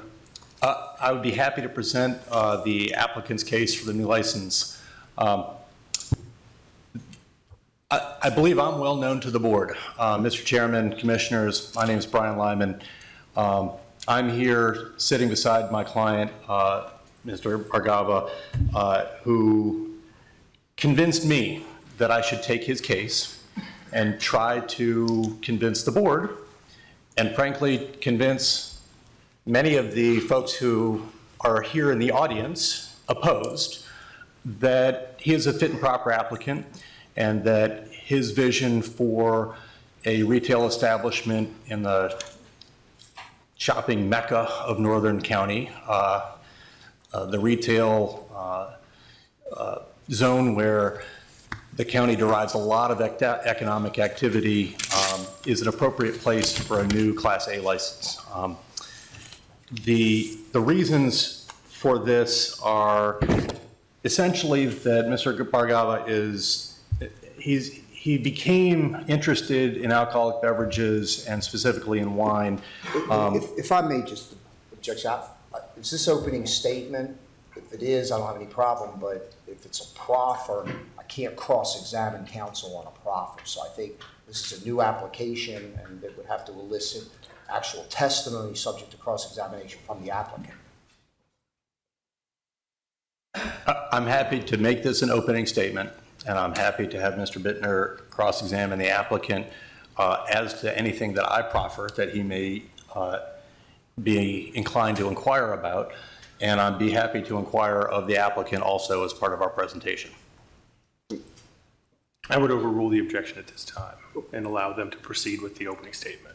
So if I'm clear, thank you, Mr. Hurdle. It's an opening statement, which is certainly proper, and counsel has every right to do that, but I believe the applicant has to testify in their case in chief. The counsel can't make a proffer about what the applicant would say and then allow me to ask the applicant about what counsel said. He's got to testify and be subject to cross-examination. Ms. Bittner, I concur with that assessment. I'd be happy to continue with my opening statement and then present our case if that's Wonderful. acceptable. Thank you very much. Thank you. And gentlemen, I neglected to get your names and address for the record. So if you My name is Samir Bhargav. I live at 2757 Golden Astor Place, Odenton, Maryland, 21113. Thank you. And again, I'm Brian Lyman, L-Y-M-A-N, on behalf of the applicant. Gentlemen, to my right, Mr. Bittner, your clients. Yes, Richard Bittner on behalf of the opponents. John Christopoulos, 197 Way, Arnold, Maryland, 21012. Keegan Tsai, address 1233 Upper Petition Ridge Road in Odenton, Maryland, 21113. Thank you very much, Mr. Lyman. Thank you, and I apologize, Mr. Chairman, inspectors, commissioners, we got a little out of order there. If I may kind of pick up on the opening statement. Mr. Bargava came to me and indicated that he had a unique concept. He is a computer science nerd, if I'm not speaking out of turn, and he indicated that he thought that there was an opportunity to focus on education about alcohol and responsible use of alcohol. We have submitted to the board all of the various materials that are required for the application, including the application floor plan, and the license was appropriately advertised. I would ask that those be admitted as the first exhibit. Mr. Bargava will confirm those facts, and if I need to remove them at that time, I'd be happy to do that. Mr. Bargava has explained to me that he really is reliant. I'm sorry, I'm just not, just for the purpose of record, you're moving in the application now? I don't have any If I could make that objection. the first exhibit is the application and the material submitted with the application. So I do have an objection submitted with the application with certain petitions. I don't have any objection to the application and The petition was submitted later, and I have a separate copy, which I will move separately, Mr. Thank you. Bittner. Very good, wonderful. Okay. Fundamentally, Mr. Baragava explained, and I had a dialogue with him, frankly, about the requirements under the alcoholic beverage and cannabis article. This is section 4210. The board, before deciding the application, shall consider the public need and desire for the license. Number 2, the number and location of existing license holders. Number 3, the potential effect on the existing license holders of the license for which the application is made. Number 4, the potential commonality or uniqueness of the services and products to be offered by the business of the applicant. Number 5, the impact of the license for which the application is made on the health, safety, and welfare of the community, including issues relating to crime, traffic, parking, and convenience. And number 6, any other factor that the board feels is appropriate in evaluation of the license application. Those are the guideposts, okay? Obviously, the board can see that this is in an area where there are, and I counted them with Mr. Bargava, there are 9 licenses, off-sale licenses within a 10-minute drive north of his proposed establishment. There are 9 licenses to the south within a 10-minute drive of his proposed establishment. That's 18 off-sale licenses that, and again, they're not necessarily within the 1 or 3 mile radius per se, but they're within the market area. And Mr. Bargava acknowledges that and nevertheless is interested in pursuing before this board his application. And this is the reason why. It's because his concept is about trying to build a community of his customers and people who appreciate alcohol. Mr. Bargava is a WSET certified wine enthusiast. He took that course up in Towson, and he's interested, as we explained in our cover letter, in attempting to hold classes and to teach his customers about wine. He's devoted, out of the relatively modest 2,800 square feet store that he proposes, to what I would call a classroom. It's basically a room where he'll have materials, educational materials, and he will host wine tastings and presentations by presenters. The SKUs that Mr. Bargava seeks to stock in his store are going to focus on local wineries, local breweries, and making a connection to the local Anne Arundel County and Maryland communities. Mr. Bargava has investigated, he's done his due diligence, he's made several calls to specific local establishments, Black Ankle Winery, Grape Frog, and Westminster are some of the examples that he's already reached out. Crooked Crab Brewing and Chesapeake Brewery, who's another licensee within this board's purview, to investigate their willingness to work with him, to make presentations so that his customers can learn about how wine is produced, what the grapes mean, what's a terroir, all of the various aspects that go into what makes the products that are sold in alcoholic beverage stores enticing and interesting to the customers. And Mr. Bargava feels, and he's looked at all of these stores, he's looked at the licensees. Frankly, I'm a licensee at one of the stores that's within this market area. I'm a licensee at Fifth Avenue Liquors. And Mr. Bargava convinced me that his concept is dramatically different, what he proposes to do, than a typical Class A establishment. He's going to limit his floor space to local products for the most part, and to focus on education. The other aspect that Mr. Bargava is going to focus his business on is education about pairing alcohols with certain events and meals. And Mr. Bargava, and I'll have him speak to you in a moment about his specific plans and what he can bring to the market that we don't think is there. He's designed an app that basically explains to customers, both from a QR code from the receipt, from their purchases that they may make at the store, what are appropriate dishes, what things go on your grocery shopping list with this bottle of wine, this Cabernet that you just bought. What are things that go really well with those things? And he is trying to bring the alcohol retail business into the world of apps, where people are used to looking at their phone, they're trying to get information about what things go together, and they're looking for information and education about how do I pair these alcohols with an appropriate meal, okay? The particular location is, I think, important also. This is an established shopping center. It's one of 5 major, huge square footage shopping centers in the central Glen Burnie area at the intersection of Ritchie Highway and Ordnance Road. There are 4 huge retail shopping centers there. By my calculations, not a single one of those 5, there's 4 there at that intersection, and then around the corner is the shopping center with Costco in it. I don't believe that there are any liquor stores or any Class A establishments in any of those 5 major shopping centers. Obviously, Mr. Bargava has reached out to the landlord. He intends to put a significant and first-class build-out into this store if the board sees fit to grant his license application.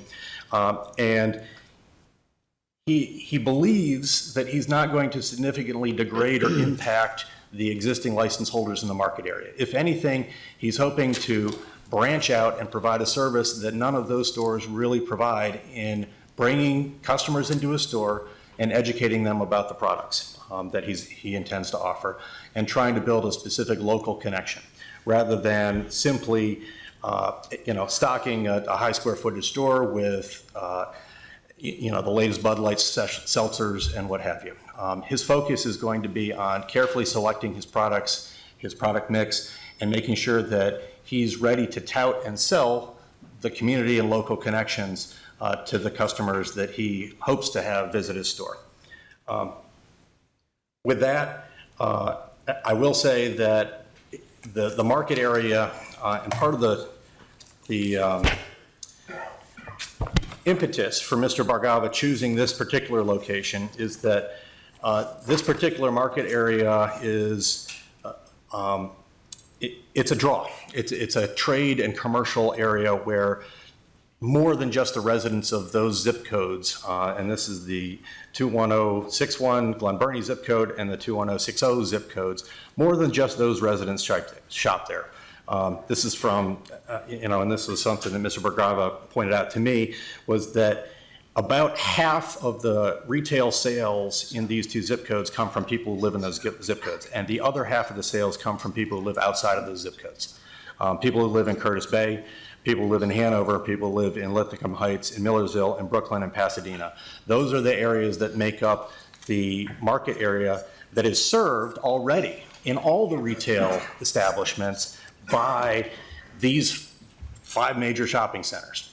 And it's useful and convenient to the public to have another store located here. In this same shopping center, a brand new food store has just opened. It's called Amazon Fresh.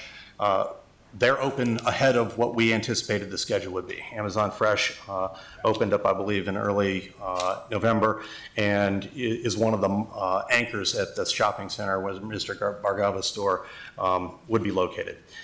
Right next door is a Five Guys. There's another cell phone store and some other things in the tenant mix there, along with a Target. There's ample parking. There's the statewide famous Papa's restaurant that sells crab cakes right in the parking lot in one of the out parcels. It's a place where people are headed anyway. It's very close to 2 stores in particular. It's close to JP Liquor Fair, and it's close to Shivardi's Liquors. Those stores are located probably less than a quarter mile from this proposed location. Those 2 stores have a different feel, a different purpose, and a different mission than Mr. Bargava has. And I'd be happy to inquire of Mr. Bargava unless Mr. Bittner is going to be given an opening statement before I begin with my case. If I may, just very briefly, as the board well knows, this is an area, North County, that's saturated with not only Class A off-sale premises, but Class Bs and Class Ds as well that provide off-sale services to the public. So it's a saturated area. Mr. Bergara, while he may have a nice idea, that's not the test. His desire, his hopes, his beliefs is not the test, nor is the test that this license would be useful and convenient.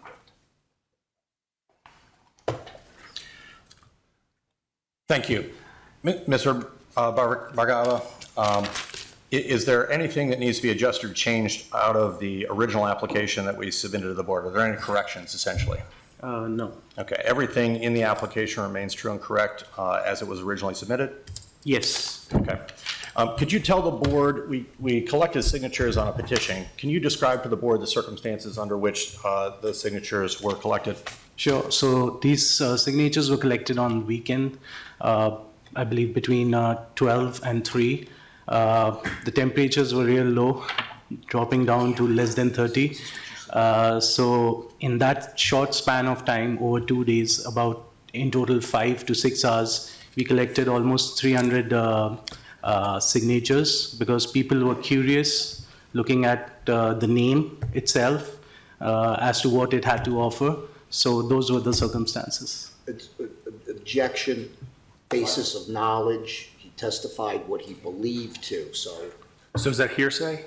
Well, that's because where it goes to, he said, I believe, so I believe he needs to authenticate if he was there or not. He's testified about what happened over several hours on a couple weekends, but based on what he believes, it doesn't appear he was present and has firsthand personal knowledge of what occurred. Mr. Bargava, were you present when the signatures were collected? No, I was not. Okay, who was present? So we had our, like not friends, but our known people. I have SB Stores Limited, so I had requested some of my, within my circle, some of the people to support this. I was traveling internationally on a trip to India, and I came back on 1st of December. Okay, and Mr. Bargava, what, describe the circumstances about the collection to the best of your knowledge, and what documents, if any, you reviewed that evidence those things. So I was shared the photos of the setup. My objection, base 601, personal knowledge. He said he wasn't there when it was collected, so. Mr. Chairman, the rules of evidence don't officially apply as far as I know. Correct. We would overrule the objection. It's an administrative hearing. Thank you. I'm going to stop you both for just a second, or actually a little longer. Getting a request for a break, and I know it's a little bit of an inconvenience. It's only 20 after 8. What I'd like to do is just pause for a short break, and we'll come back and reconvene at 8:30, which is about 12 minutes from now, if you don't mind. Sure. All right, and I apologize, but I think it's necessary. I'm getting some hands waved. Thank all right, thank you all.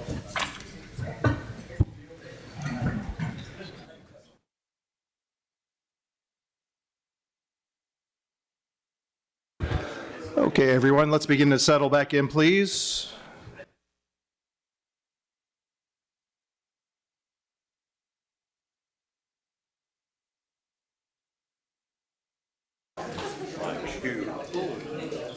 What?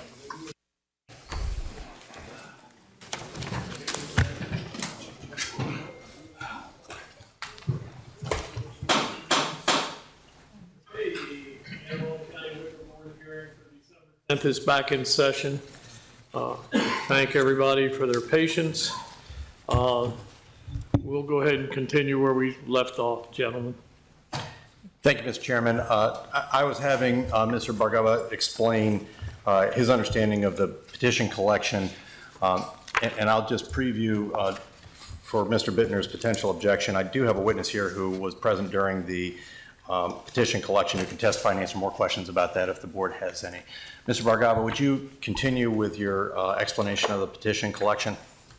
Yes. So I was overseas on a trip. It was a pre-planned trip even before we found out about the location. I couldn't cancel the trip. If I could, I would have, because that would have cost me a lot because the tickets were non-refundable and it's a planned trip with my kids. So I was not able to be there, but we wanted to adhere to, I think, the rules where we are supposed to collect the signatures some days prior to the hearing. That was the belief, and that's why we chose that weekend, which was unavoidable. So I was not there, but I was constantly in touch. I was shared the flyers that were there. I looked at them and I approved them because they were in sync with the presentation that we already submitted. And let me interrupt you. Is that a copy of the flyer that was submitted? Yes. Okay, if you could pass that down to Mr. Bittner. It has the same renderings of the app that we plan to design and the same renderings of the interiors. It's in sync with the application. So there was nothing different that was added. The concept was solid right from the start. All right, and Mr. Bargava, do you know how many signatures your team was able to collect and over what period? So in total, over 2 days, in a total of 5 to 6 hours, they were able to collect around 300 signatures. Okay, and where were the signatures collected? They were right outside the location, the proposed location. It was a Payless store previously, which is now empty, and it was right outside that location. Okay. Mr. Chairman, I move in the petition and the flyer that was distributed at the petition collection. Okay, Mr. If I can voir dire the gentleman on the admissibility of these petitions.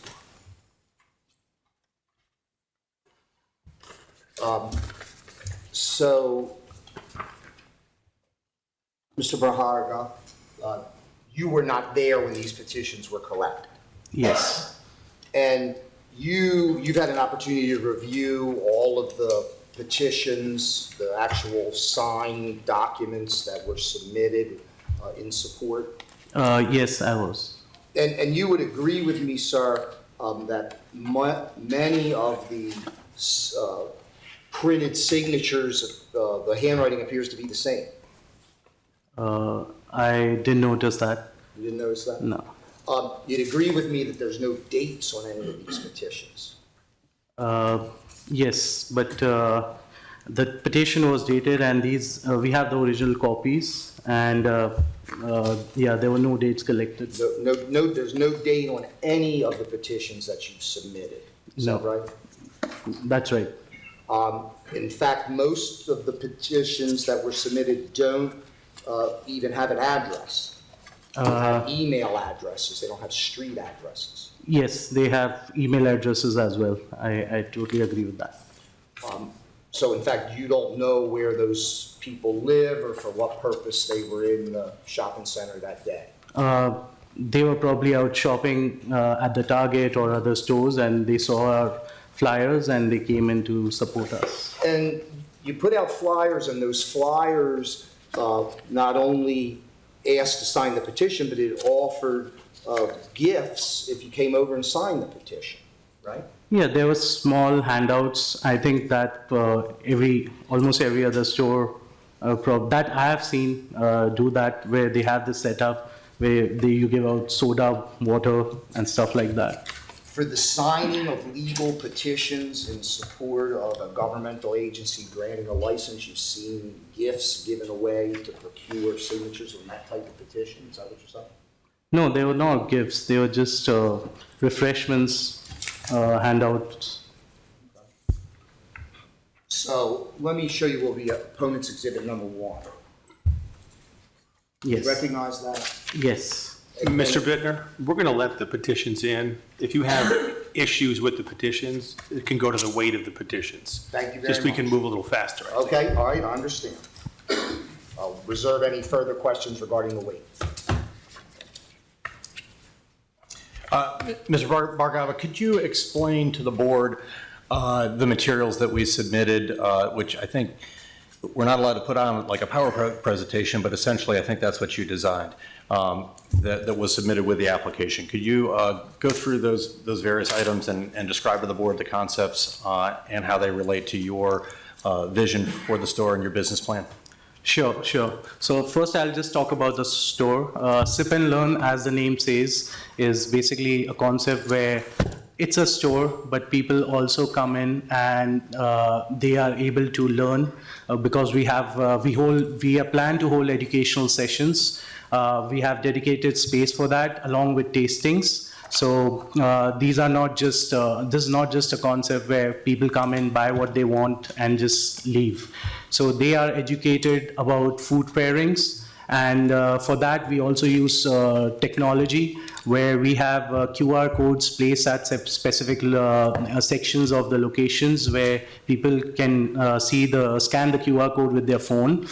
There will be kiosks where people can scan through our inventory filtering by region, wine, or craft beer type of liquor. It's all digital and it is constantly updated.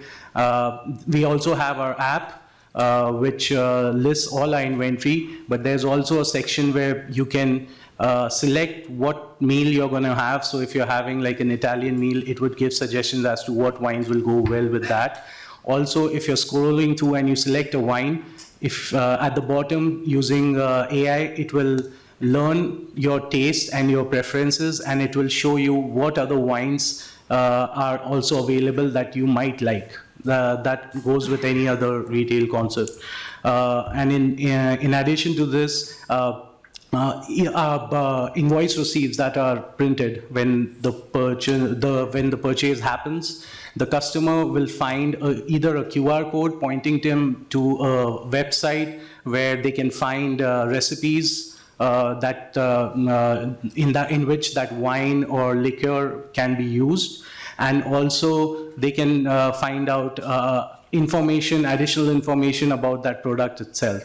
So I'm trying to invest into technology because that's my background, that's my acumen, and I'm trying to bring that in to create this concept where the customer is empowered with the information on the site from entry to exit. They learn about what they are buying, so they are more confident about their choosings. They're more confident of venturing out and exploring other products, other wines, other beers, and maybe they might not come back to my store, they might go to other store, but at least they are empowered enough to go to other stores, demand if they have to that you don't have this, can you get some this particular wine that we really like, and build that relation. So I think we are a store, we are going to sell beer, wine, spirits, but also we are empowering the customers, and if they want to go elsewhere,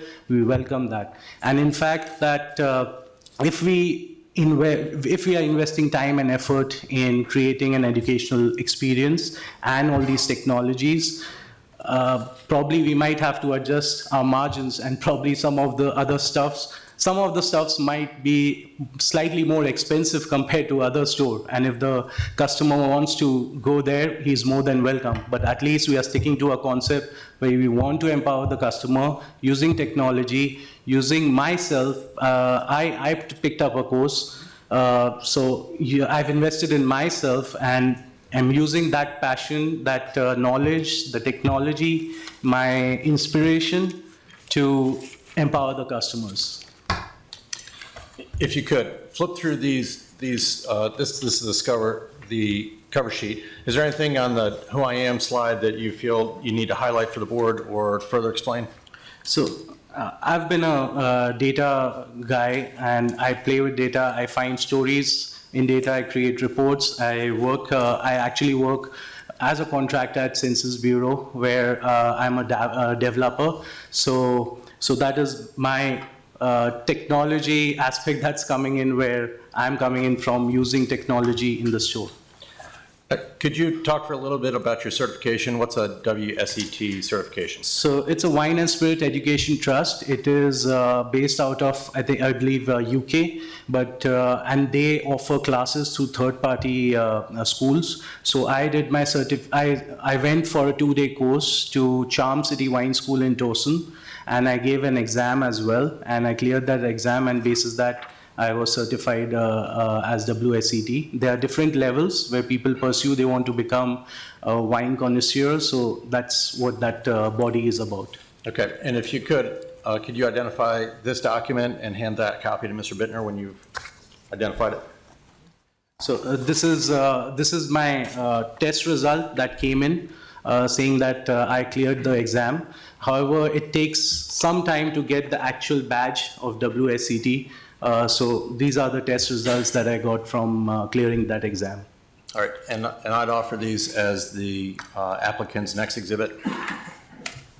Thank you, Ms. Monti. No objection. It has the name of the trainer of the school and everything. All right. Next, I think you were talking about the concept of sip and learn. What other unique or identifying aspects separate your business from those existing Class A carryout licenses or Class D or B carryout licenses in the market area? So basically, I think what stands out is like we are going to have these educational courses along with the tastings. Sorry. And they will be free of cost, where I will be giving the presentation based on what knowledge I learned in the WSET course, and at least giving them basic concepts about wine making, about locations where what wines come from, about what are the different styles of wine, different types of wines, because I believe there are a lot of customers who don't know that. I also work at a liquor store because I wanted to learn the business. So I've been working at a liquor store for past 7 months, and that's a part-time job. I'm investing in my evenings, going to there, talking to customers. So I believe there are so many customers who come in who ask these simple questions that I could, smell a flavor in the wine. Was that added? So I'm like, no, there are no added flavors in the wine. The wine comes from a grape, right? And that's fermented. So it's all natural. There are some customers coming in asking, I'm a diabetic. Do you have sugar-free wines? But they are like, but wine cannot be sugar-free because it is made out of grape juice. So how is it sugar-free? So I can explain it to them. I can have these conversations with them that yeast eats away all the sugar, and that's the byproduct alcohol. You might have to up your alcohol tolerance, but at least the wine will not be sweet. So these are the conversations that I can have, and through these sessions, these 30-minute sessions that I'm planning to hold, I think I can give this much basic knowledge and overview to the customers. All right, you've been, I think, talking about what customers might learn about wine. How about beer or spirits? Could you just give an abbreviated version of what you've learned about those sources and what your curriculum might cover? Sure. So in my current part-time job at a liquor store, we get a lot of customers who don't know the difference between a tequila or a mezcal, but they are curious to know, and they don't know different types of mezcal. So through these conversations, through my knowledge, if I tell them that this is how it was made, a Blanco tequila is a clear tequila, but the ones that are Reposado or the Añejo type, they are little more aged and they are in the oak barrel, so they get their color from there.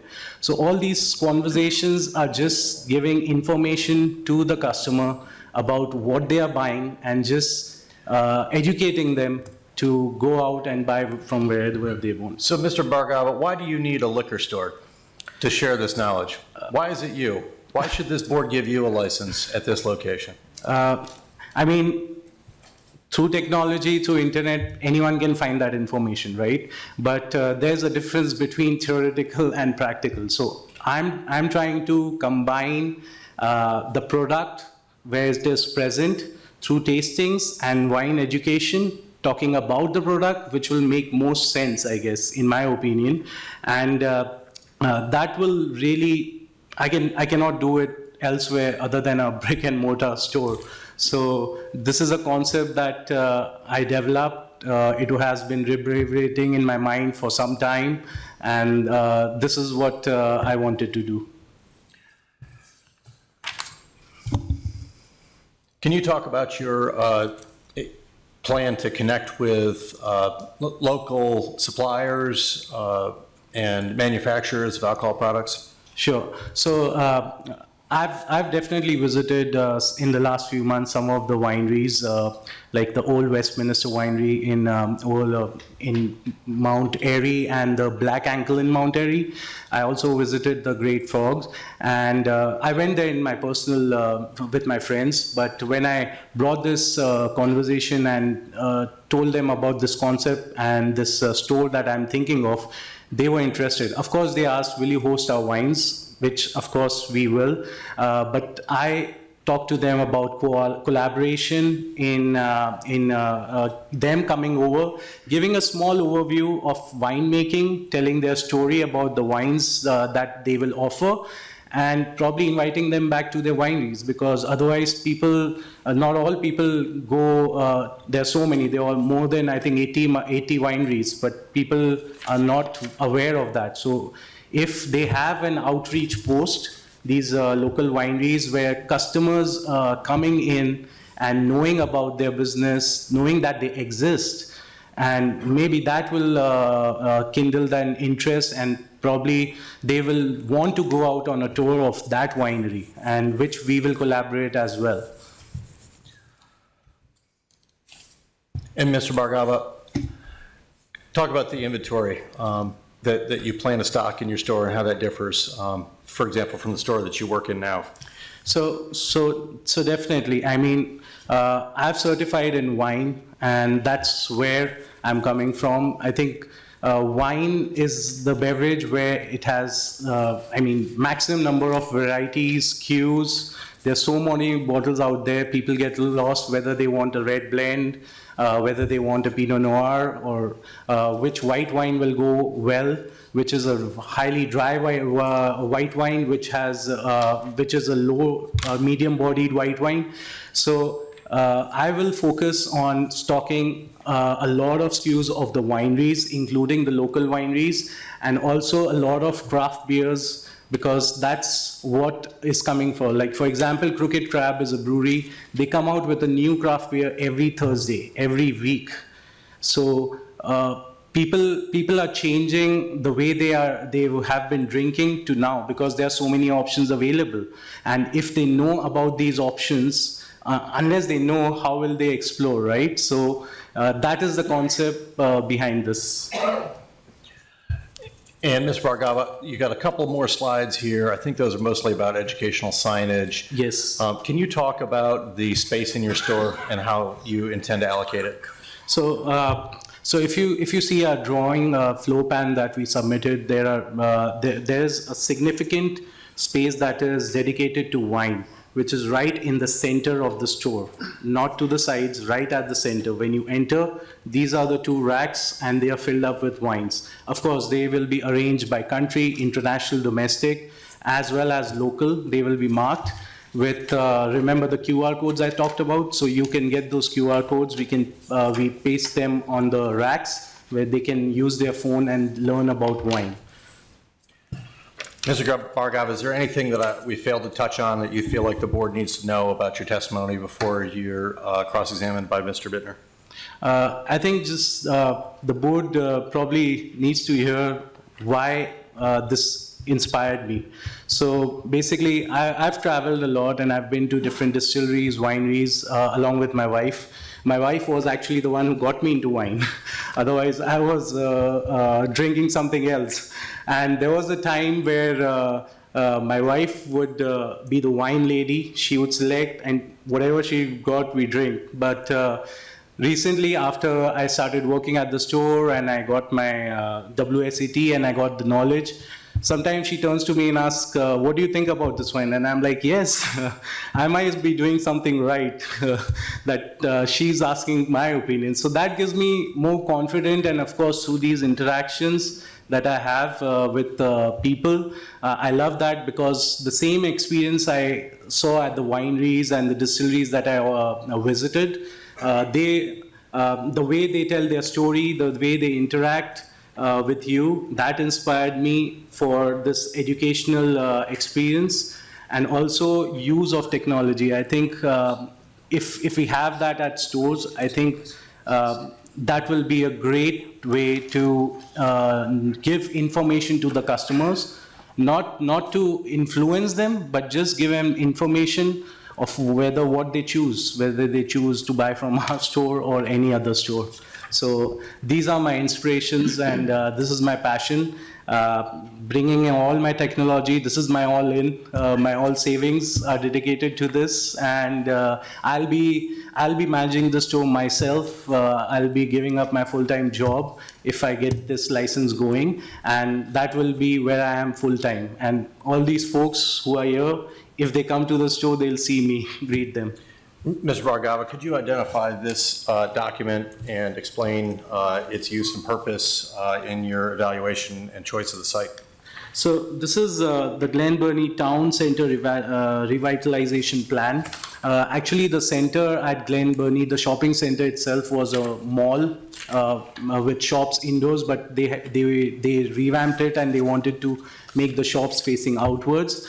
When we went to the landlord with the proposal that we want to open a wine and spirit store, and we shared our renderings, they were impressed by it. They want something like this, a new build out with high ceilings, ambient lighting, and that's why they have been very supportive of us. And I'm sorry, I didn't hear who they were. I missed that.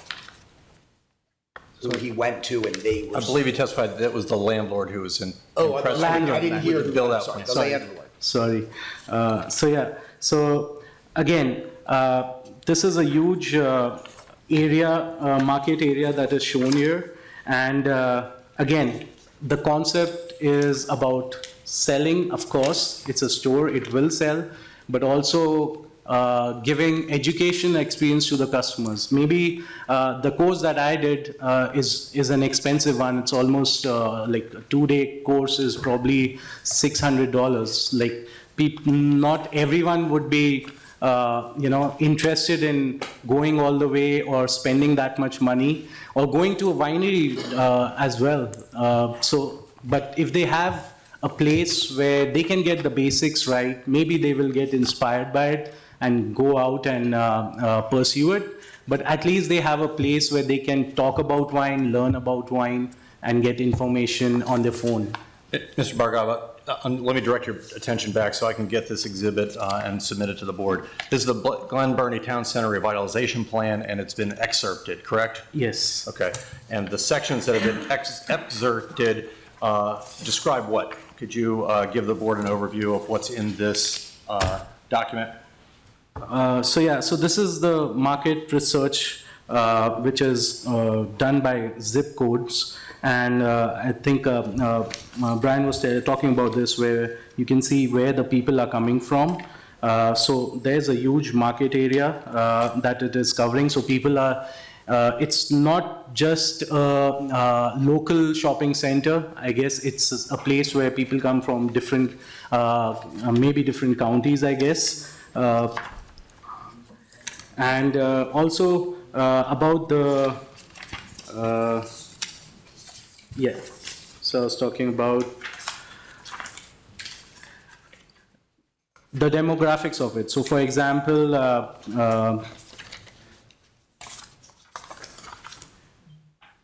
people who are in the, so from what I studied is that the people there, their average household income is probably in the lower range of the spectrum, and I believe this is the right place to actually give those people a place, a local place where they can go and have this experience.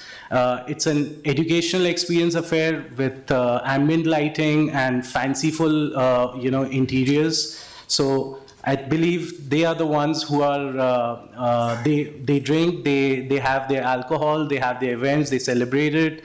But if they have such an offering where they can go locally and learn about what they are drinking, I think that's a great way to, make our customers happy and empowered. Thank you. And just to be clear, that this exhibit is an excerpt of the Glen Burnie Town Center Revitalization Plan, and it's specifically the data sections from that. I mean, that plan is about a 50-page plan overall, but it's just the market definition and data for the zip codes. And is that correct, Mr. Bargava? Yes, okay. It is. And that would be applicant's next exhibit.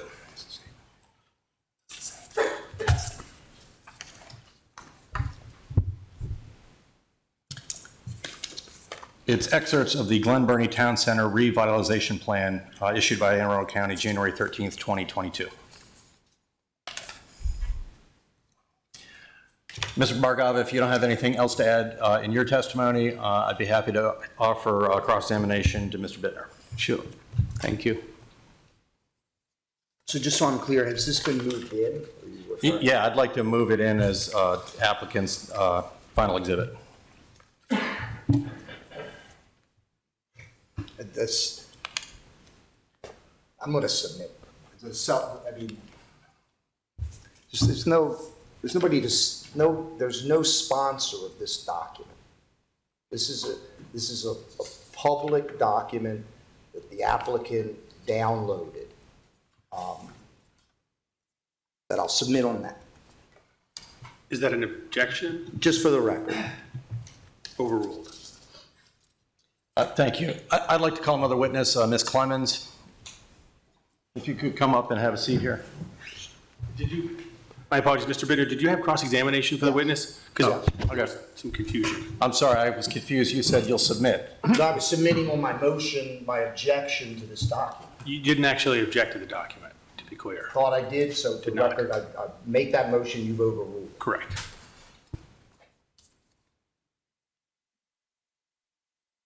If I may inquire. Please. Thank you.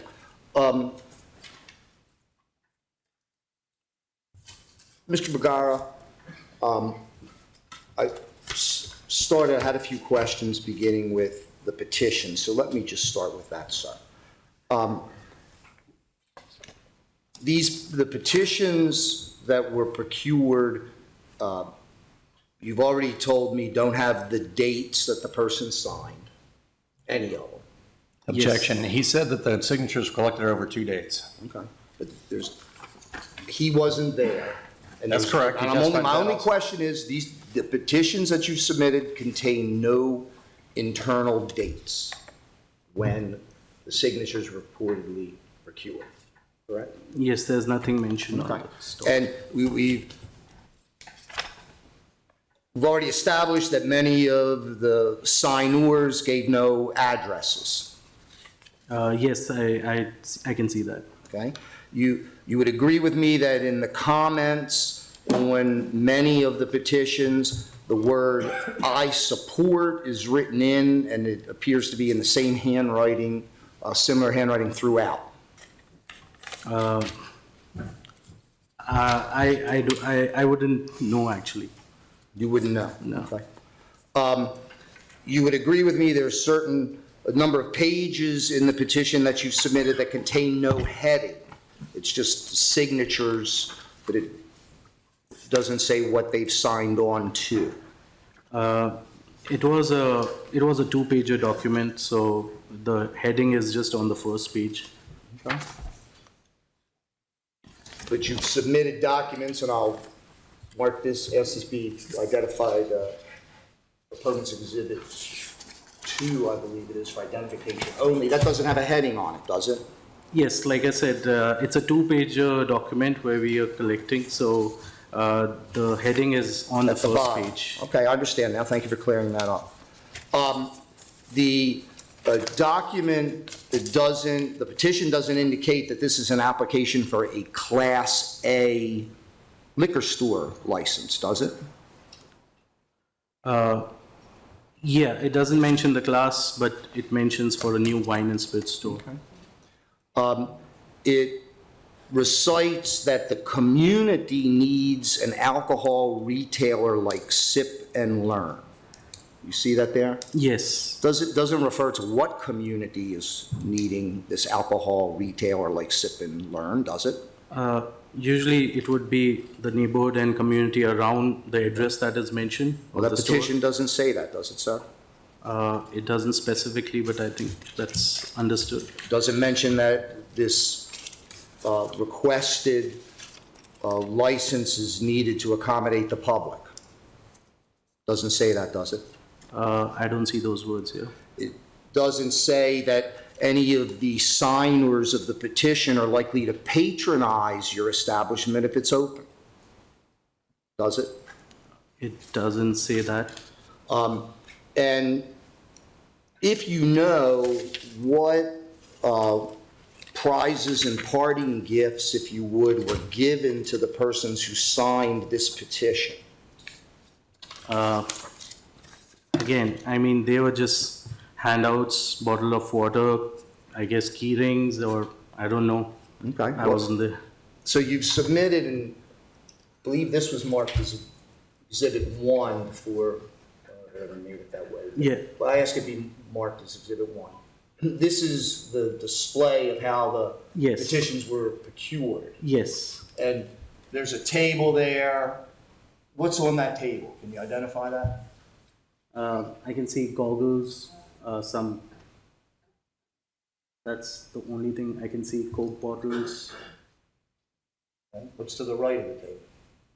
Some Coke bottles as well. Sprite, Coca-Cola. Okay. What's in the middle of the table? They seem to be like poles with probably same goggles in it. Okay. So to get a goggle or a keychain or a soda, you had to sign the petition, right? No, I don't think so. It was advertised that way. Okay. It was a petition. The notice was clearly displayed behind, so people know what it is for. Okay.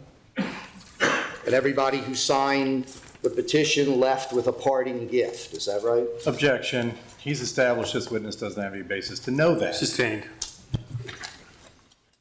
What were the people doing in the persons in the picture? Can you identify, there's three ladies standing in that picture? She was one of the probably person who signed the petition. So you don't know who these people are? No, they like I wasn't there, but they are the ones who probably signed it. So. All right, exhibit 3 for identification. You've submitted this document, it's another photo. Could you identify the woman in the white vest?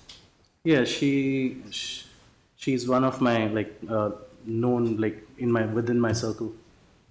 Okay, so I'm sorry, what does that mean? She's a friend.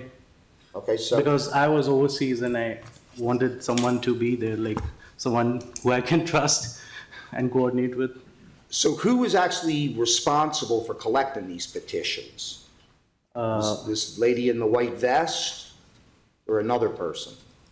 Yes, that was the lady who was there. Was she in charge of the petition collection? Yes, like she was coordinating it. She was setting up the table. Her name is OJ. Her name is OJ? Yeah. Is OJ here tonight? No. So you don't know what OJ did you say? Yeah. You don't know what OJ said to people to get him to sign this petition, do you? I guess it's already mentioned and on the petition letter heading, and also at the notice behind at the store. Okay. So how did they know to collect their goggles or soda or keychains? Objection. Sustained. You instructed your staff to give away goggles and keychains and sodas, right? I mean, they were freebies. Okay. To attract attention for people to come over. I mean, we had our flyers up there, the notice up there, so, and we had some decorations and balloons, so people would definitely be, and also by the name, Sip and Learn. I mean, when I called the board for status of my application, I think, I don't remember the name who I spoke to, but she was interested and I was telling her, explaining exactly what it was. So I guess the name attracted them. All right. So now you testified that you and some friends visited, I believe you said 3 wineries here in Maryland? Great Frog, then Black Ankle, that was in Mount Airy, and Old Westminster Winery. Do you have anybody here from those establishments? No, it was just a casual conversation, and whoever was the manager there, I told them that I'm thinking about this store with this concept. So if we open a store and we ask that is there interest in collaboration where you can bring in your wines for tasting and give a brief overview, an educational session. So they were like, yeah, that would be really great. So. But none of them are here in support of your application. Objection, that's answered. Sustained. Now, you've submitted the Glen Burnie Town Center renewal plan of January 13, 2022. Yes.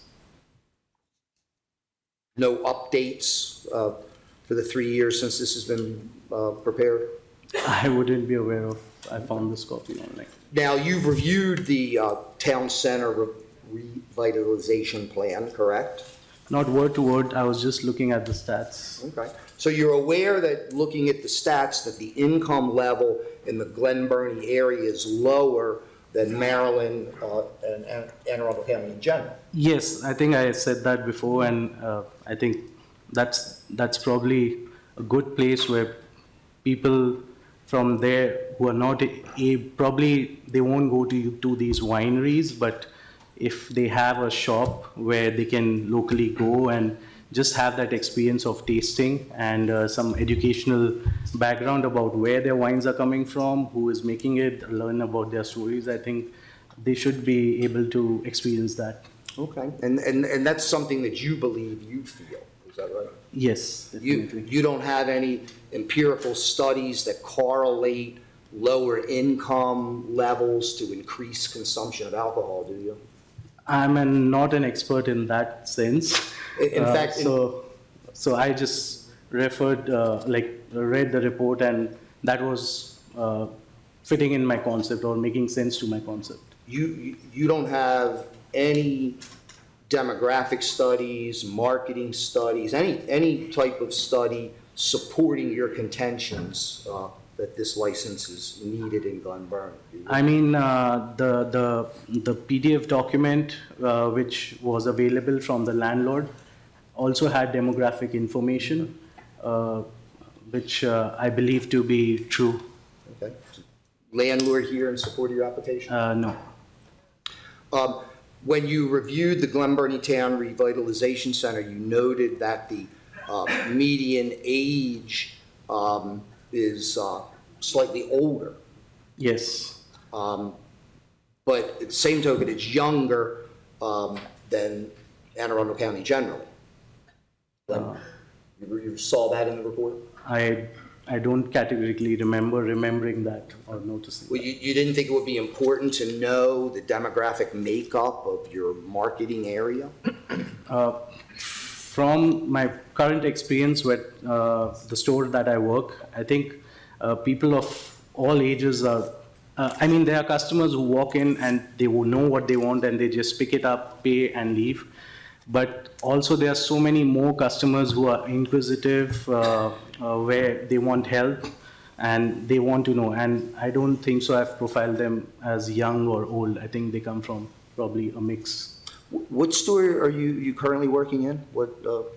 It's a wine and spirit store in Annapolis. In Annapolis, and what's the name of it?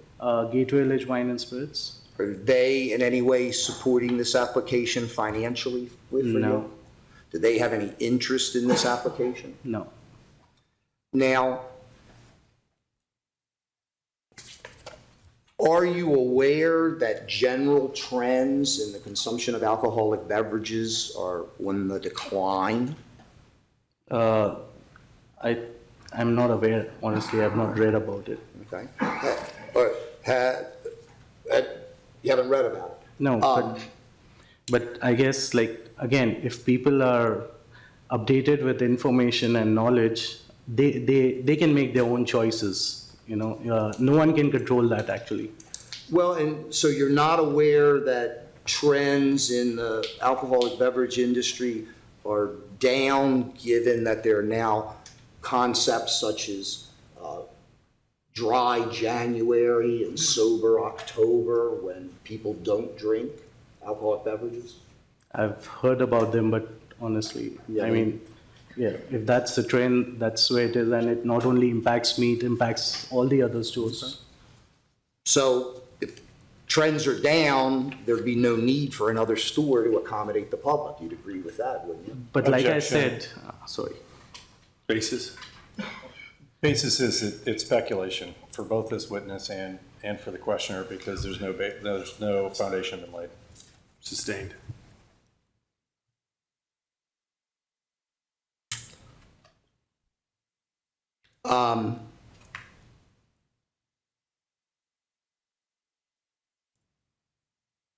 So you've made no independent investigation on your own about trends in alcohol consumption? No, I have not.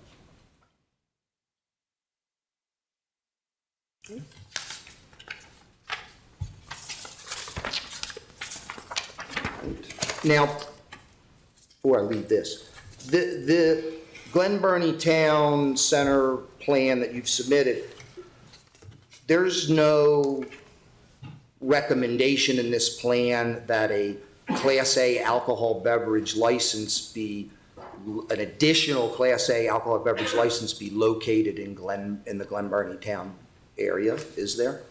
I think probably that was not the purpose of this revitalization plan, and they didn't want, I don't know. All right. We'll stipulate, the document does not say that. Yeah. All right. Now, you have submitted with your application your concept. Would that be accurate to call this your concept? Yes. And you've, let me,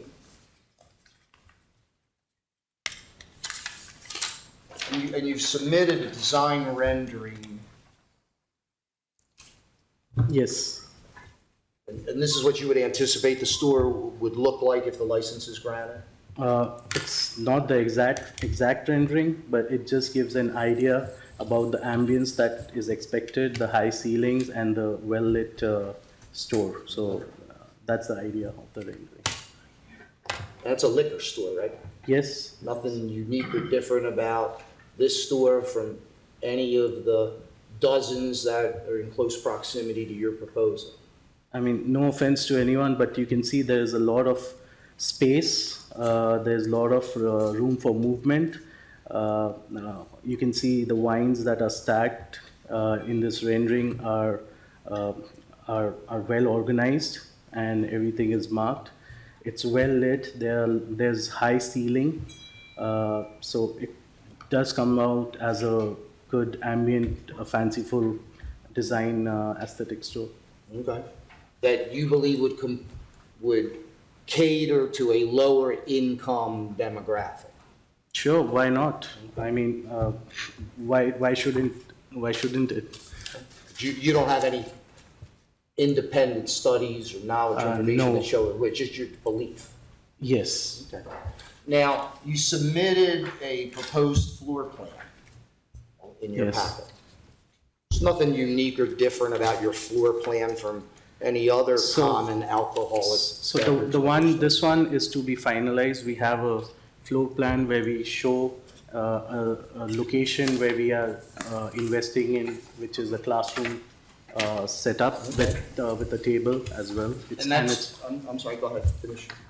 And I can show it right here. This is a more technical drawing, and you can see this location, and it says wine tasting.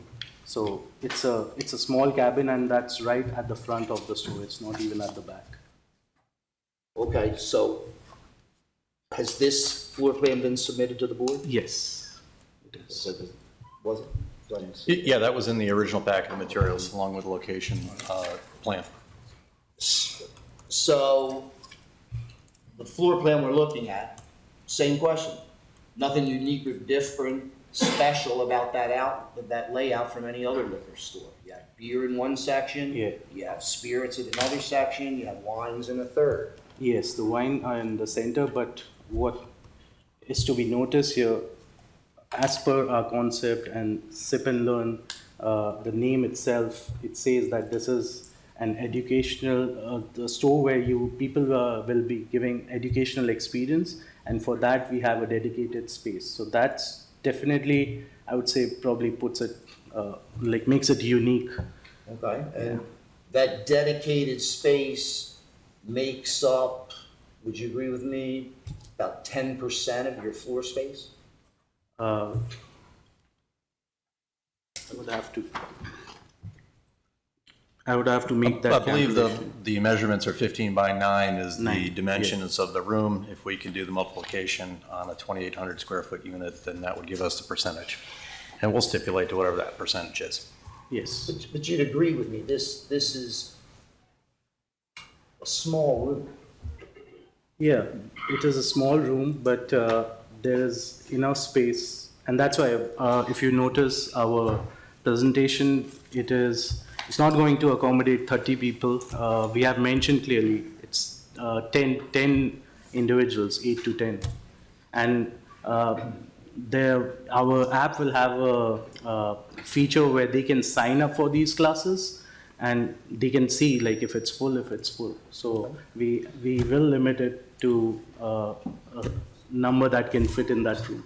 Now, the information that you mentioned that you want to provide, pairings and with food, Yeah. all of that is readily available from other sources. It is. It's but, readily available on the internet. It is. It's readily available on anybody's phone. It is, but... And in fact, it's also readily available in every other liquor store in Maryland, for that matter. I wouldn't know that. Every licensed beverage establishment has the ability, if there's a desire, to have wine tasting, to have educational classes, right? To even have cooking classes if they want. I don't believe every store does that. That's right. And in fact, there are very few stores that do that, correct? Yeah, and that's why, I mean, if you see the other stores around, I don't know, I don't think so. This unique experience is offered anywhere else. Okay. So did it ever enter your mind that this unique experience of yours that you've created is not desired by the public in general because it's not provided anywhere else, that it could be? But that can't be the basis of it, you know. If something is not there, that doesn't mean it's not going to work. I mean, if it's made available, it might work, and that's what I say. Like, they can learn from us, buy from elsewhere, but at least we hold true to our concept, you know. Now you're going to stock 200 types of beers. So did I see that somewhere? It's a presentation. Sorry, 200 types of beer and wine. Yes. So how much of the 200 is going to be beer? Again, it honestly depends on the varietals. I mean, we will dedicate more space to wine because that's where I'm coming from. And of course, there will be beers. And like I mentioned, even craft beers, which are locally made. A lot of microbreweries in Maryland are into that. And if there is a need, we will allocate that space. Now, you indicated in your filing with the board regarding your inventory that this is inventory uniqueness. Yes. In fact, every type of alcoholic beverage that you would purport to sell in your store is available in any other store. In fact, in Maryland, through the Maryland Journal, Alcoholic Beverage Journal. I wouldn't know about the stores, but yeah, like something like gluten-free beers, wines, organic beers and wines, alcohol-free beer, maybe alcohol-free wines. And our wines are not only local, but they are imported as well, and which ranges from all different wine regions across the world. And all of that product has to be purchased through a Maryland distributor. Yes, of course. And every other licensed establishment for off sales can purchase the exact same product from the exact same distributor and sell it in their own store. Yes, they can, and that's what I'm saying. Like the customers, if they are empowered with that information and knowledge about what they are having, they can go out to other stores and be like, why don't you keep this in your store? And maybe that will, drive up the inspiration to have more varietals of wine because you're getting the customer who is now well informed, right? So maybe that will help the demand. And you yourself haven't made any surveys, you haven't gone to any of the other stores in the area to see what services they offer, have you? No. So you in fact don't know if any of the 18 liquor stores offer any of these types of services already, do you? I don't think so. Maybe they are, but I don't know. I have not heard about this. Okay. But nor have you gone to investigate it, have you? Probably I've visited them like from outside while driving, because like there's a liquor store right on the front, but yeah. So you don't know what services are offered by the industry? I mean, there's no signage, at least where the stores that I drive by, there's no signage of offering educational classes or having such sessions. They are not advertised. I've not noticed any of them. Now, you've indicated in the filings that you're planning to have an uncommon retail location where you can build a community of customers. Yes. Okay. So you haven't identified as yet any customers who are going to patronize your establishment? I mean, at the petition, if people have signed and with our flyers displayed, they know what the concept is. They were made aware, they were given this one, the flyer as well, where it clearly says whatever I'm saying and whatever there is there in the application. So direct my attention to the petition where it says the signers of the petition are going to patronize this location. It doesn't say anywhere.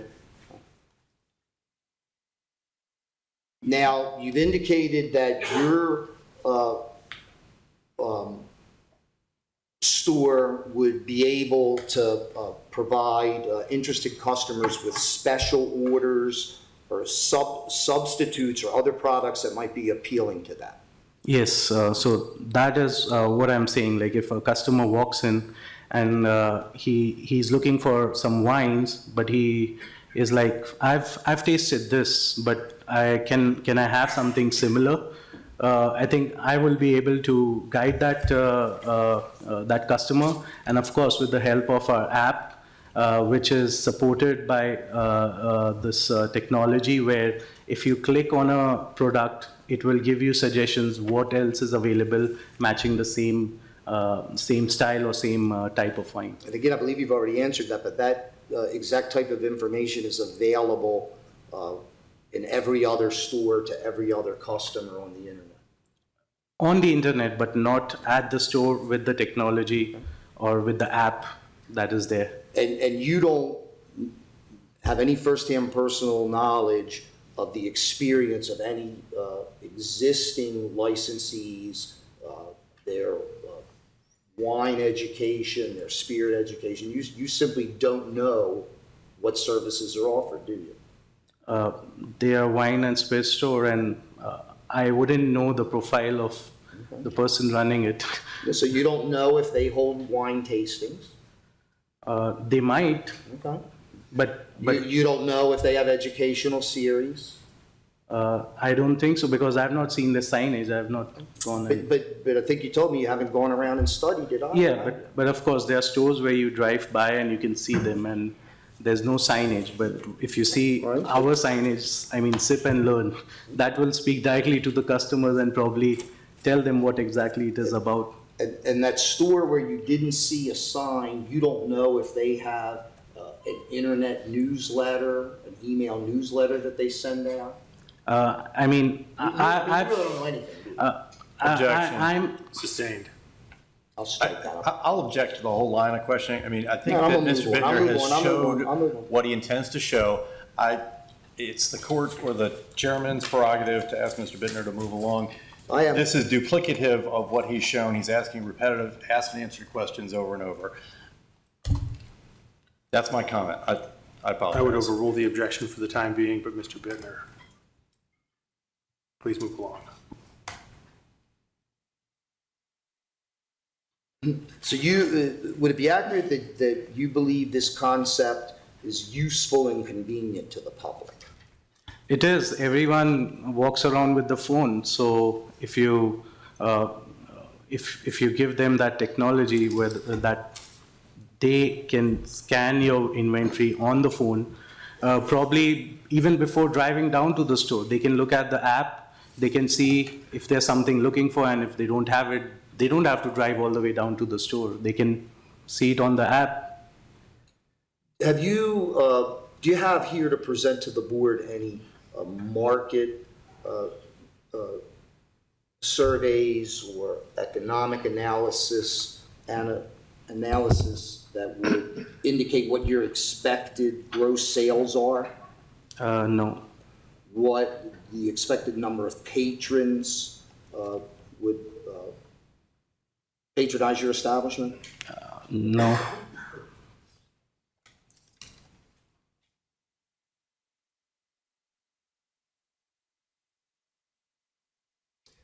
Now, you indicated that you planned or you hoped to connect with suppliers, but you haven't done any of that. Is that right?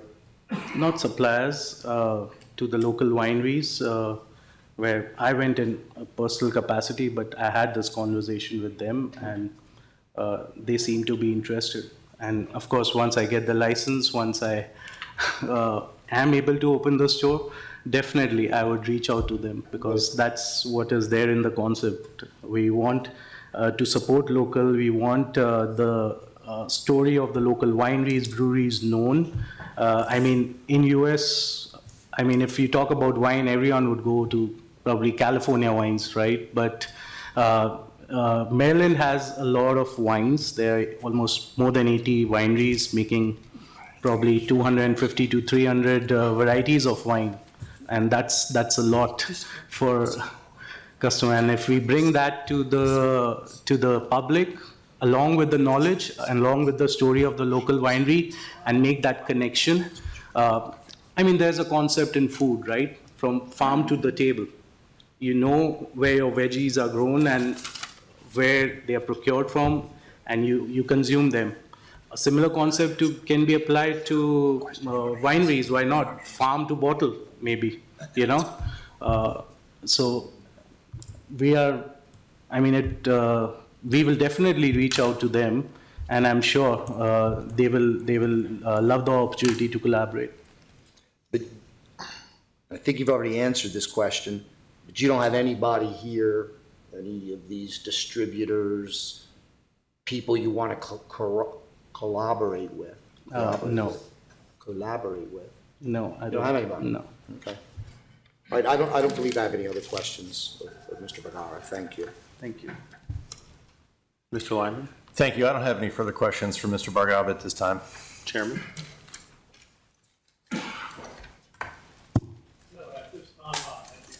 Any questions? Commissioners? No, I don't have any questions. Thank you. With that, I'd like to call Ms. Clemens. Ms. Clemens, if you could come up and have a seat here. And Mr. Lyman, I'm just going to try to stick to testimony that isn't duplicative, if that's possible. That's fine. And if you could, ma'am, state your name and address for the record, please. Angela Clemens, 1351 Riverwood Way, Stony Beach. Ms. Clemens, can you tell the board why you're here tonight? Why you're taking time out of your day? First and foremost, the concept just got me. I'm learning to be an educated consumer. I'm tired of throwing away my money. This was the key for me. It made sense. Just made sense. Tell the board a little bit about who you are, where you live, and how you got to know about the concept to come here tonight. I came in on a very cold day, visiting the new Amazon Fresh and the Target. They were outside. I did get a water. I did get a stress ball. I listened to the concept. I went into an empty store. I thought it sounded great. Just being an educated consumer. All right. Do you purchase alcohol in the Glen Burnie market currently? Yes, I do. Okay. And do you feel that there's a need for a store like this in Glen Burnie? I wouldn't be throwing away my money. I go into a store, I talk behind the glass, I can't get help, I can't get pairings. I've thrown away so much money on a bottle of wine because I can't get the help. Love it. This concept meant everything to me. Learning to be an educated consumer. That's it. And I Ms. love it. And Ms. Clemens, have you signed in with your name and address for the record? Absolutely. In the beginning, I did not put my address, just not in the habit of going out there, putting my information out there. But I did put my email address and my phone number. I got a phone call. And let me refine my question. I mean, tonight, have you signed in Yes. on the board's Yes. attendance sheet? Yes, I did. Thank you, Ms. Clemens. I don't have any further questions. No questions. Thank you, that's all I need. Mr. Lyman, do you have any other witnesses? If you're here in support and would like to testify, I think there were two gentlemen in the back. No more witnesses, thank you.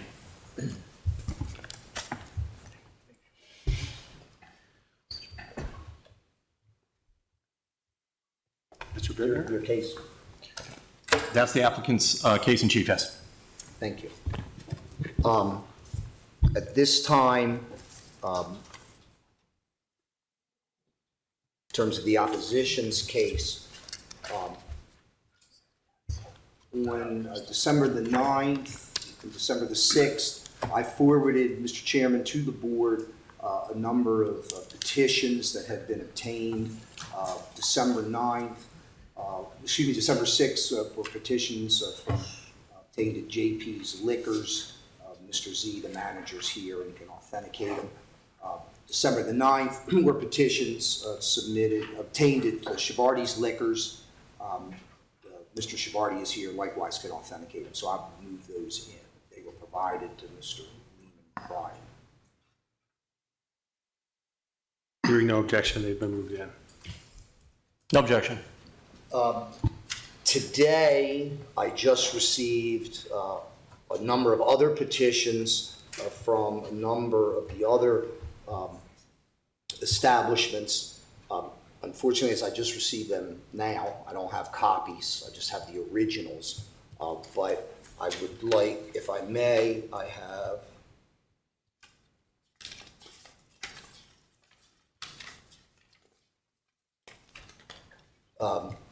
10 pages, all not necessarily completed in full, containing approximately 50 signatures obtained at Chesapeake Liquors. Again, the licensee is here, can authenticate them. 3 pages containing approximately 20 signatures obtained from Klaus Liquors. An additional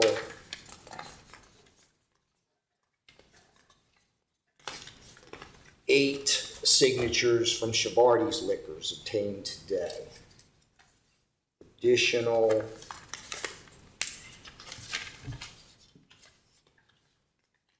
Do you have a grand total, Mr. Bittner? I do not, I'm sorry. I'm sure I don't, because I was just given these and haven't. Well, I've got 78 since you started talking. That's Thank how you. many I counted also, Mr. Chair. Good, I need to keep a running 50 count. and Thank 20 you. and 8 is 78. Additionally,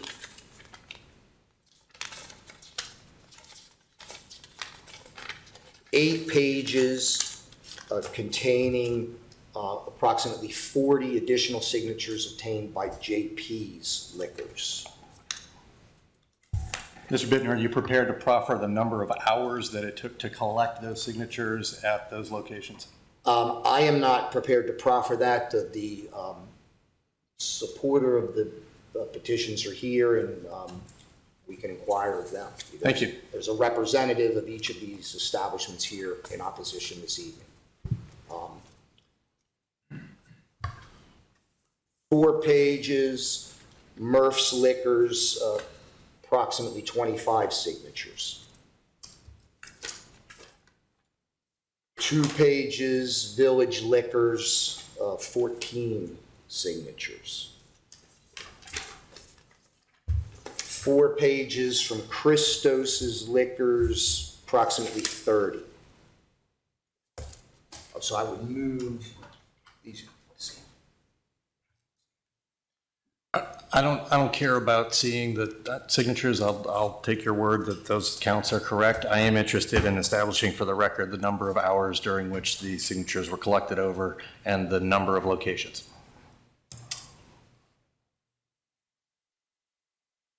Okay. Mr. Bittner, are you offering the I am petitions? Thank you. And then move their admissibility. You don't want to see it either. Have they been admitted? They've been admitted, Mr. Bittner. Thank you. First witness, if the board please, would be John Christopoulos. John Christopoulos, Christo's Discount Liquors. And Mr. Bittner, just to be clear, the time for these witnesses is I'll be very quick. it's 2 minutes. Gotcha. I'll be quick. I'll just be honest with you, I'm a little confused. Miss Clinton. 1 second before that. I'd have to object. These are fact witnesses who are testifying under direct examination. They're not, these are my clients. They're not appearing here as citizens to just give an opinion where perhaps it would be appropriate for the board to limit that public opinion testimony. These are fact witnesses, and I don't believe it'd be proper to limit their testimony to 2 minutes.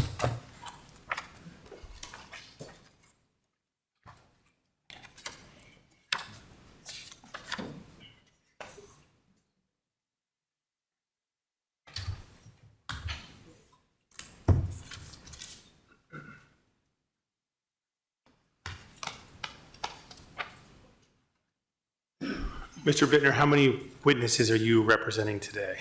I'm representing two that I have two. What timeline do you propose as a limit? I'm going to be as quick as possible because I need a number of minutes. I'd like 10 with each, if I may. I think your client in the blue said he would take very few. Won't take long. 10 is few to me. But Mr. Bittner, just to be clear, we have a time restriction in the building. It's your case. You're the one who would be missing out. I respect that. And as do I. Your name again for the record? John Christopoulos, Christo's Discount Liquors. Sir, how long have you been, tell the board a little bit about yourself. Our family's been in the same location for over 60 years. And how long have you been involved in retail alcohol? I was a wine rep out of college for several years for Gallo. I've been a licensee holder since 1991. And are you daily in your store? 7 days a week, 70 hours a week. And what's the size of your store? Over 10,000 square feet. We're grandfathered in. In fact, you're one of the largest stores here in Anne Arundel Northern Anne County. Can you tell the board, based on your knowledge, experience, training, what's going on in the alcoholic beverage industry right now in terms of the industry is in decline. I have a son who works for Anheuser-Busch. I can give you what numbers, I can give you numbers.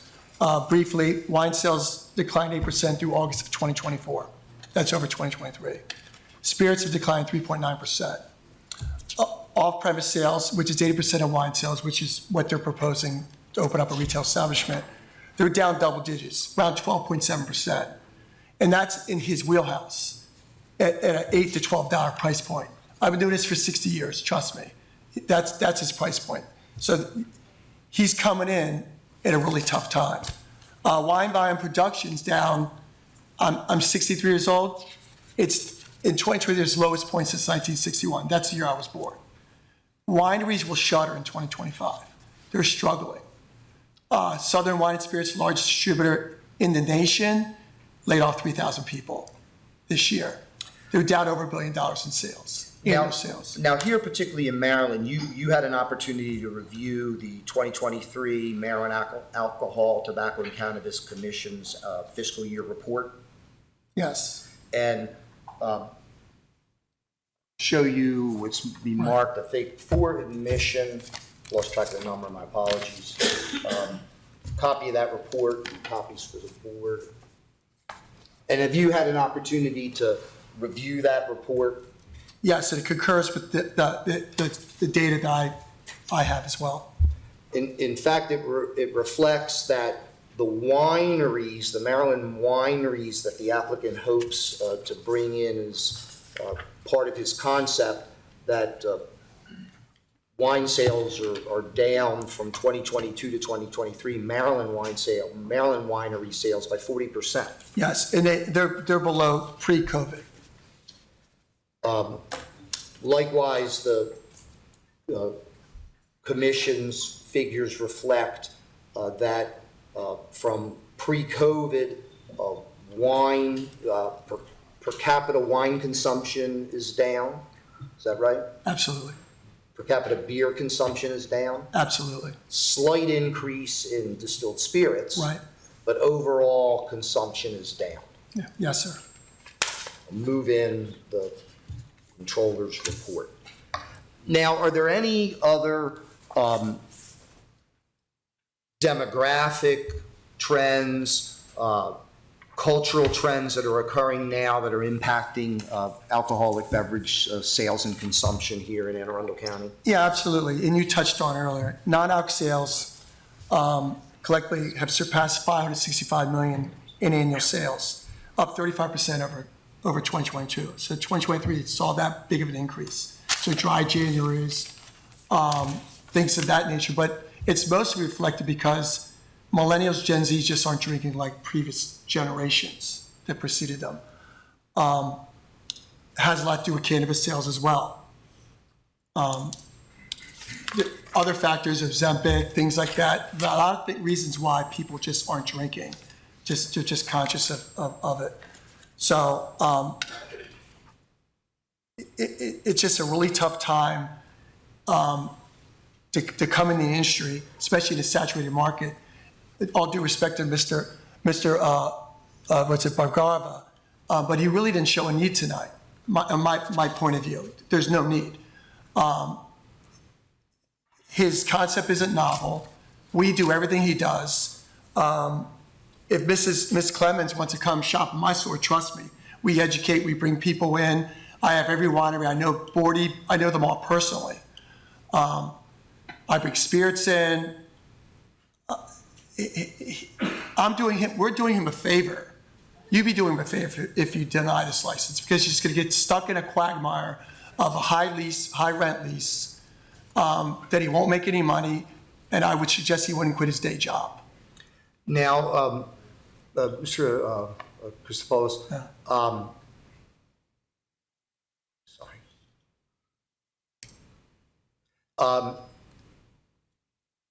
every product, is it true that every product that he would propose to sell, you can sell in your store? Absolutely. Actually, if it's 200 types of beer and wine, I may have thousands of SKUs of just wine. I have a wine room, temperature controlled wine room. I have more than 200 SKUs of wine. You know, from French Bordeaux to high-end Napa wines. So I don't see the novelty of catering to a certain demographic. You got to cater to everyone. Now, in terms of, you've been the president of the Alcoholic Licensed Beverage Association. Yes, in the early 90s. You've been a board member for over 10 years. Yes. You, in fact, were involved, you worked as a liquor distributor in the late 80s and early 90s. Right. You're familiar with the competition Absolutely. in northern Anne Arundel County and the greater Glen Burnie area. Right. And the services and products you've just described, are they available in every other Absolutely. Liquor store in Anne Arundel County? Absolutely. I've been in most of them. And as well as the information regarding the pairing, that's readily available. Yes, and you have a phone, you have, everything has a QR code. You can go up with your phone, tell you the price which something should be, and what it pairs with and everything. So your phone is pretty much, the technology is all you need. So nothing special about that? Nothing special. I don't have any other questions, Mr. Can I say one thing too? I have one other question. What else would you Sure. like to say? The floor plan is flawed. I don't understand the floor plan. It's a concept that I see more and more in retailers, and if you talk to some of the inspectors, they'll probably say, Why is the spirit segregated from the wine? I don't understand the concept. If you want to have customers come in and shop, you want to shop the entire store. The spirits are behind the people behind the counter. My store is wide open. And I'm bemused, I'm perplexed, I don't understand it. I walk in other stores, I see that, and it's flawed. When you go to Safeway, you go to Giant, you go to, Harris Teeter, it's wide open, you can shop. They're segregating spirits. Just my point of view. Chairman? May I inquire? Sure. Counsel? Counsel? Thank you. Mr. Christopoulos, I can tell you're frustrated about the alcohol market. Is that correct? No, I'm not at all. No. You have a 10,000 plus square foot store, correct? All right. You have to push a lot of product through that store to make your numbers, don't you? We own the building. I can do whatever I want, to be candid with you. That's fair enough. Okay. So you're not beholden to a landlord, correct? Nope. Okay. And you can do whatever you want with your store? Absolutely. Are your sales down this year? Slightly, very slightly. I was up through July. I was slightly off in August, September, October. I was up in November. Okay. So are your sales overall down this year? Slightly. Okay. These numbers from this report suggest a 59% increase in wine sales during COVID. Do you agree with that? In Yes. 2021? Yes. And you also observed that bump in alcohol consumption and sales during COVID, correct? Entire industry, nationwide. And then in 2022, the decline was only 0.4% for wine sales, correct? That's probably accurate. Okay. And then in 2023, we have a minus 40% adjustment, correct? Right. Okay, so net, if we actually net this out, that's adjusted annually, right? We have a 20%, roughly 20% increase from 2020 till 2024 in the overall wine sales, according to this report. You're below pre-COVID. You're still below pre-COVID. How is 40% less than 59% adjusted? Sir, all due respect, Southern Wine and Spirits is deleting an entire team. They're nationwide, they're cutting their wine sales, their salary. So you agree with me, something in the traditional model is not working to sell alcohol, correct? No, things have changed. The industry has changed completely. So the industry has changed and the consumers are not buying at the same rates, correct? Now, all of these 18 stores that use this model are contributing to not bringing in new demand, correct? No, that's not accurate. Okay. RTDs are a factor, which is ready to drinks. They're factors, Surfsides, or High Noons. They're all contributing to the seltzer market, right? Well, no, that's seltzer different. That's liquor. Seltzer's different than these are spirit based. High Noons, Cutwaters, Surfsides. So they're hurting wine sales. Okay. And so you're shifting sales, right? Well, the overall consumer, as boomers age, they're drinking less. Well, I don't see the spirits. This gentleman can answer the question. I apologize. And as younger, the Gen Zs and millennials coming in, they're not drinking as much as prior generations ahead of them. Okay, but all you have for that is anecdotal evidence, correct? No, I have facts. Okay, well, what are the facts upon which? The facts are that breakthrough, cutting territories. They're retiring people out. That means a distributor isn't performing, correct? No, distributors performing to what the market allows it. And the industry is slowing down. All right. I'm just trying to understand the facts that you're asserting. You're saying Breakthrough Beverage is firing people, therefore alcohol sales are down. Right now, they're currently offering buyouts. If you're 62 and older, you get a buyout. Okay. Do you have any data or facts aside from this wholesale I can report? provide that to you.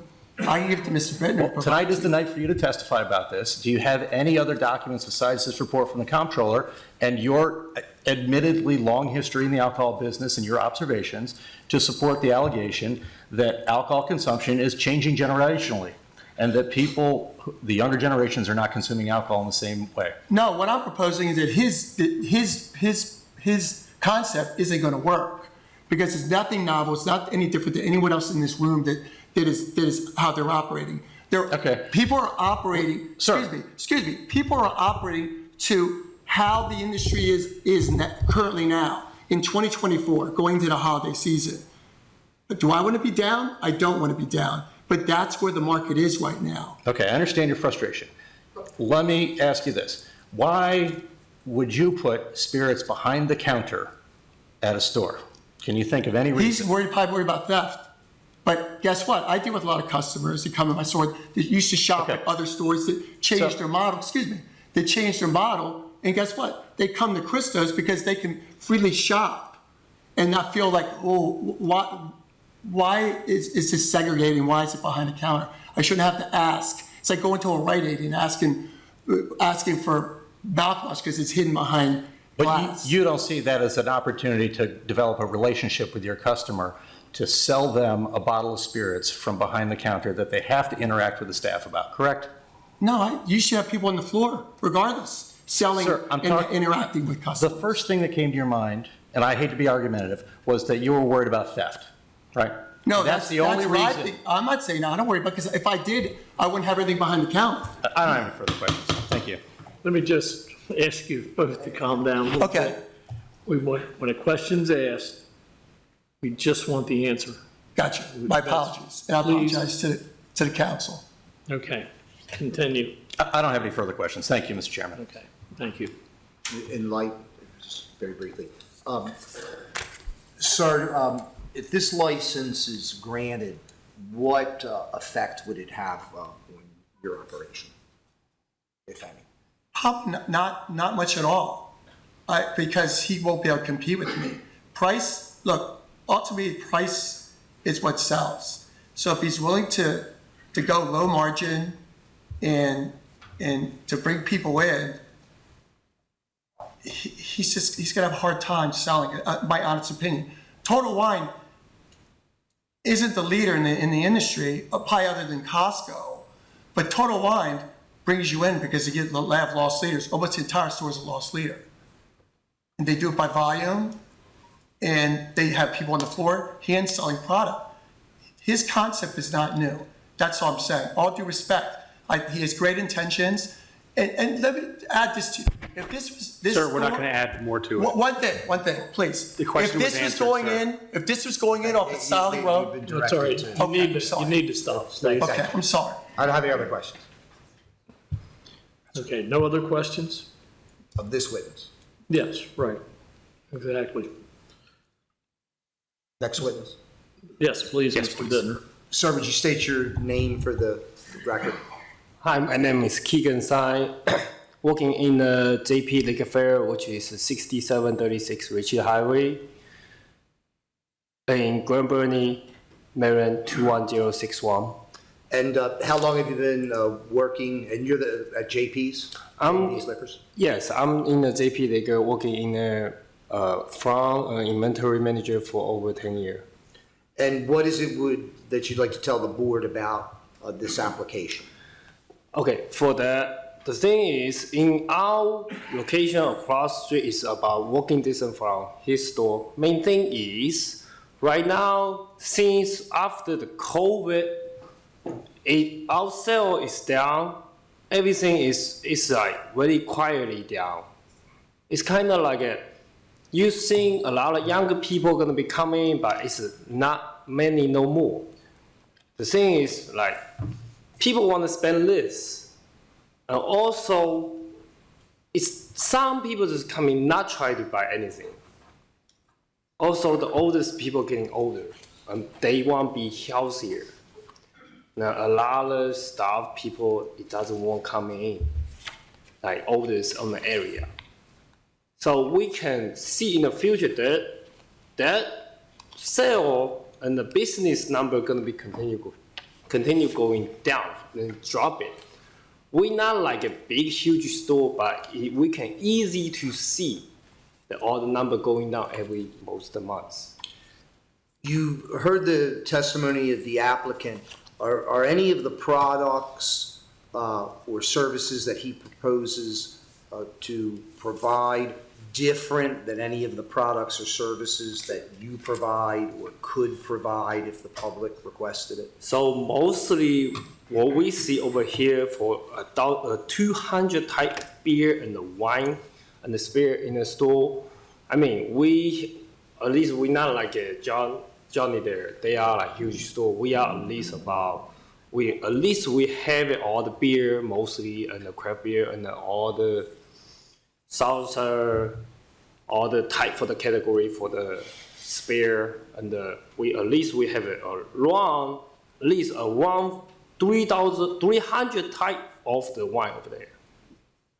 About 100 type of the liquor spear. Constantly about 25% for the beer in there too.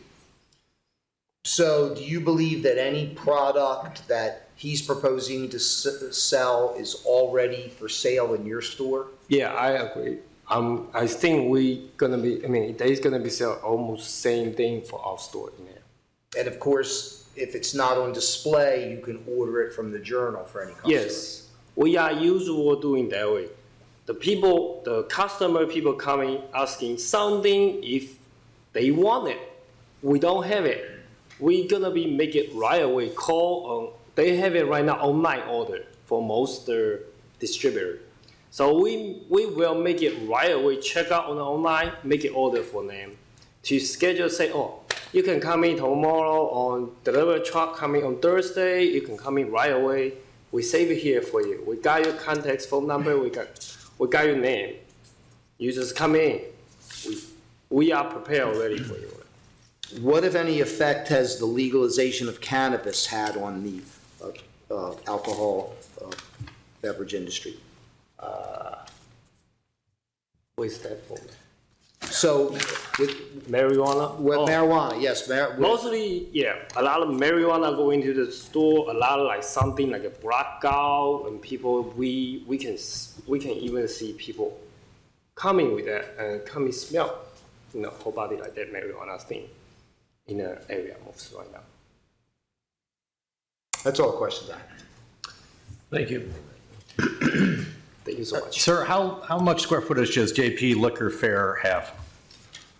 We nearly about 3,000 to, we have a 2 floor. One of it is basement, what we use for the storage. Floor nearly about 3,000 square foot over there. Okay, and you have a similar amount of space for storage? Yeah, but space storage nearly about 2,000 of it. Okay, so in total, somewhere over 5,000 square feet? Yeah, it's just not including the basement. Okay. Only the top floor, maybe about 3,000 over there. All right, and does your store offer wine classes or any coursework?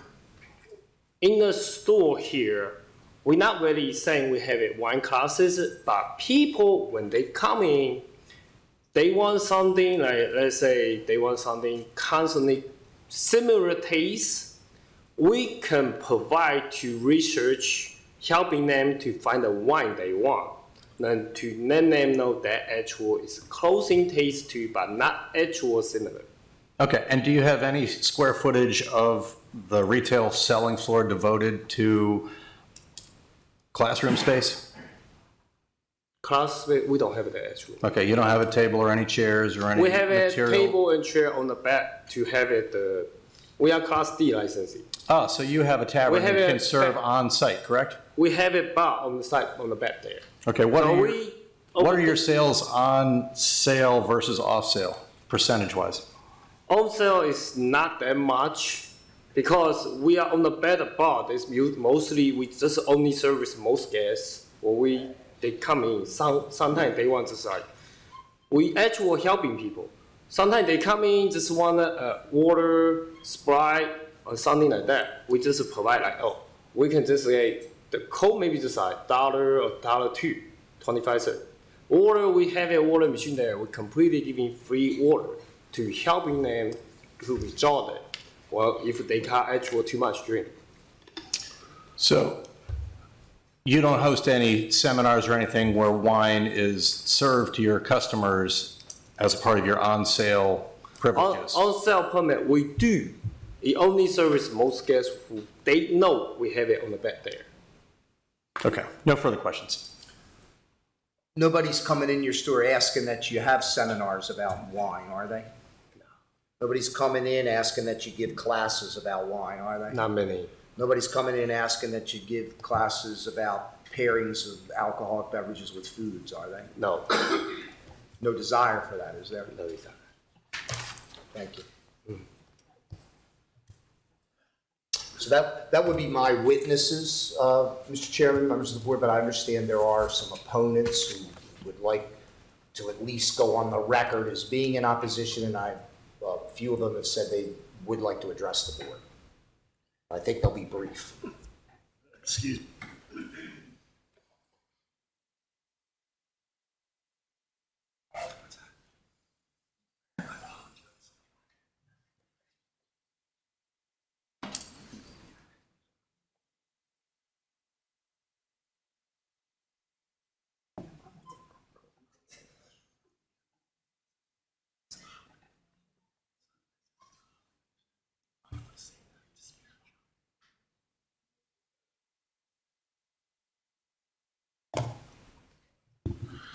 Mr.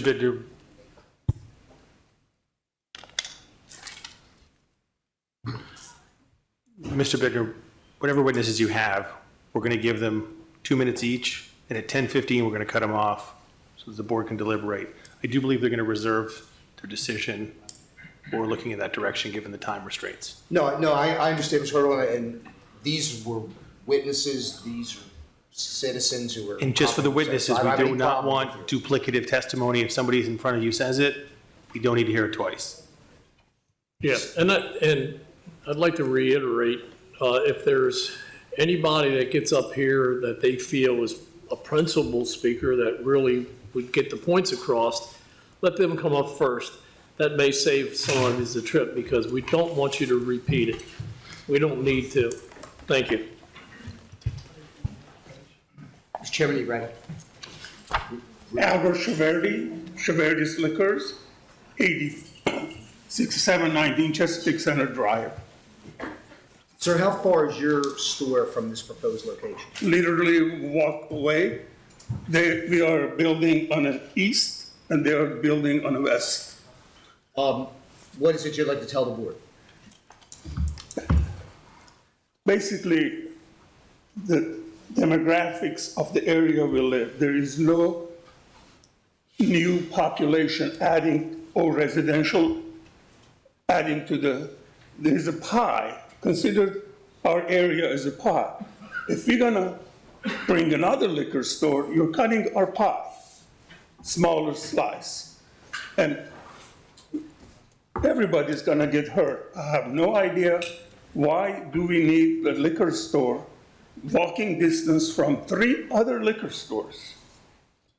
Literally, JT's is across the street, and Chesapeake is just about 500 feet away from it. There's 3 issues that haven't been addressed tonight, and I'd like to address them if you call me as a witness.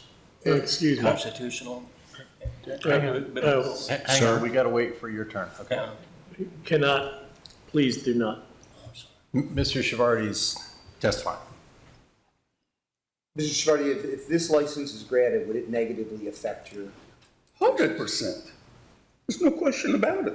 Is this license needed to accommodate the public in your market area? His ideas are great, but not for the area we live. Thank you. I don't have any questions. Mr. Chevardy, you've been collecting petition signatures? Of course. Okay, how many hours has your store been collecting the signatures? A day? 24 hours? No, a day. One business? Our business day. And what are the hours during that day? 9 to 9. So 12 hours? I'm sorry? 12 hours? Just about. Thank you. No further questions. Did you give away anything to get people to sign your petition? Of course not. Objection. It exceeds the scope. Next witness. Hi, my name is Parash Patel. I own Klaus Liquors within 2-3 miles. Parash Patel, 2413 Pebblebrook Court, Davisonville, Maryland. I'm sorry, can Sir, you you have to start speak over up. and speak up, please? Okay. My name is Parash Patel, 2413 Pebblebrook Court, Davisonville, Maryland. I own Klaus Liquors within about 3-4 miles from the new applicant. Most of the major concerns that I have, there is no need because of the saturation. The demographics haven't changed in the area. There's a limited sale capacity between, I guess, $10 and $20 average sales. So to introduce high-end or whatever products that's introduced, I don't think it will work in that area. Every establishment does do pre-orders, so if there's something that consumer that needs or wants, that we can accommodate them. There's establishments that do tasting of new products that's introduced to the market. We do order, all the establishments order from the same beverage journal in state of Maryland. The RTD competition has increased, so the decreased. Sir, what does that mean, RTD? Ready-to-drink products such as Cutwater, Surfside, High Noon, all those products have decreased sales in wine and some spirits as well, because those products already have spirits in them. And overall beer sales have gone down progressively in the last 4 years. Thank you. Mr. Patel, you collected signatures in opposition to this application? Yes, my staff has. Can you tell me the number of hours over which your staff collected those signatures? I believe 2 days. So, and how many hours during each day? I am functional 20 hours a day, but not every customer was willing to sign, I guess, because they didn't want to give out their information. So those who wanted to put their information on the paper. So I have here that you collected 20 signatures in, I believe you said functional 20 hours, is that correct? Yes. So, Next witness. That's all I have. Thank you, sir. Thank you. Maybe is there anyone else who wishes to give testimony? Does the gentleman on the left want to testify? I believe he does. I don't know what he wants to testify about, though. He's got 2 minutes.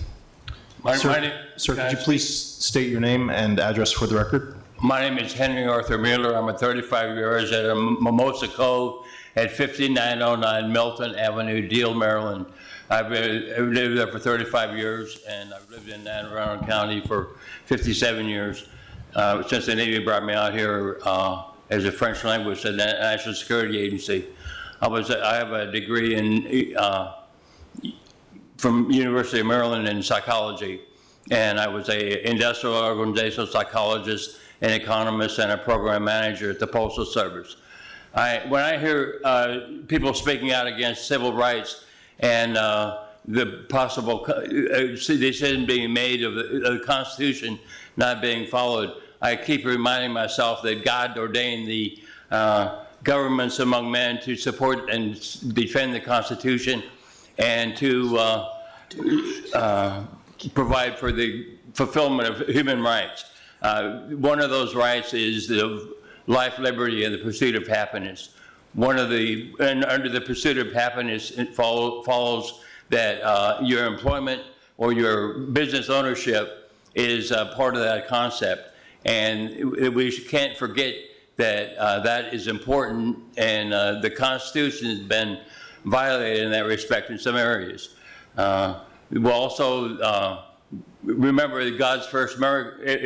I know there's not an issue right now about drinking it per se, wine in particular. We have a couple of people that sell it, but Christ's first miracle was creating wine, and the wine steward said, "Why did you save your best wine for last?" When normally people serve the best wine first, and then when people are inebriated, they follow through with the other wine. I think it's important for people to be knowledgeable about the wine that they select. And I support the concept of the gentleman here. And the other issue is the. Thank you, sir. You got 2 minutes. That's Mr. why. Okay, that way. Sorry. Time's up. Mr. No Beard, did you question. have one last? No question. Did you have Is one this last on? witness? Is this on? Yes. Sorry. Julianne Sullivan. My address is, 1504 Stacy Lane, Annapolis, Maryland. I am the president of the Anne Arundel County Licensed Beverage Association. I just wanted to say that there really is nothing new, in all due respect to your business plan. Many of our liquor stores offer tastings. Our distributors will come in and do tastings. They will teach people about what the wines are. I admire your app. I think it's fantastic. I think that might be a better use for your income, honestly, is to present that and maybe sell it to other liquor stores. But in my opinion, and from the opinion of the members of our board, there's nothing new that you're offering to anybody. Anybody can come into my liquor store, any liquor store, and have a representative from the distributor, from the actual producer, the vineyard representatives, those sort of things, come into our stores and educate all of our customers. We can do tastings, we do different events, all depending on what type of license you have. So in my opinion, I would ask the board to not approve this license, with all due respect. Thank you. Welcome. No question. Ma'am, what did you say your store was? Bella's Liquors in Cape St. Clair, Thank you. Maryland, Annapolis. No further questions. Thank you. You're welcome. That's it. Anyone else from the general public who wishes to say anything? Thank you. Just want to make sure the record is clear on the number of opponents who were here. Mr. Bittner, I heard it's clear on the number of opponents. That would be the opponent's case. That would be our case.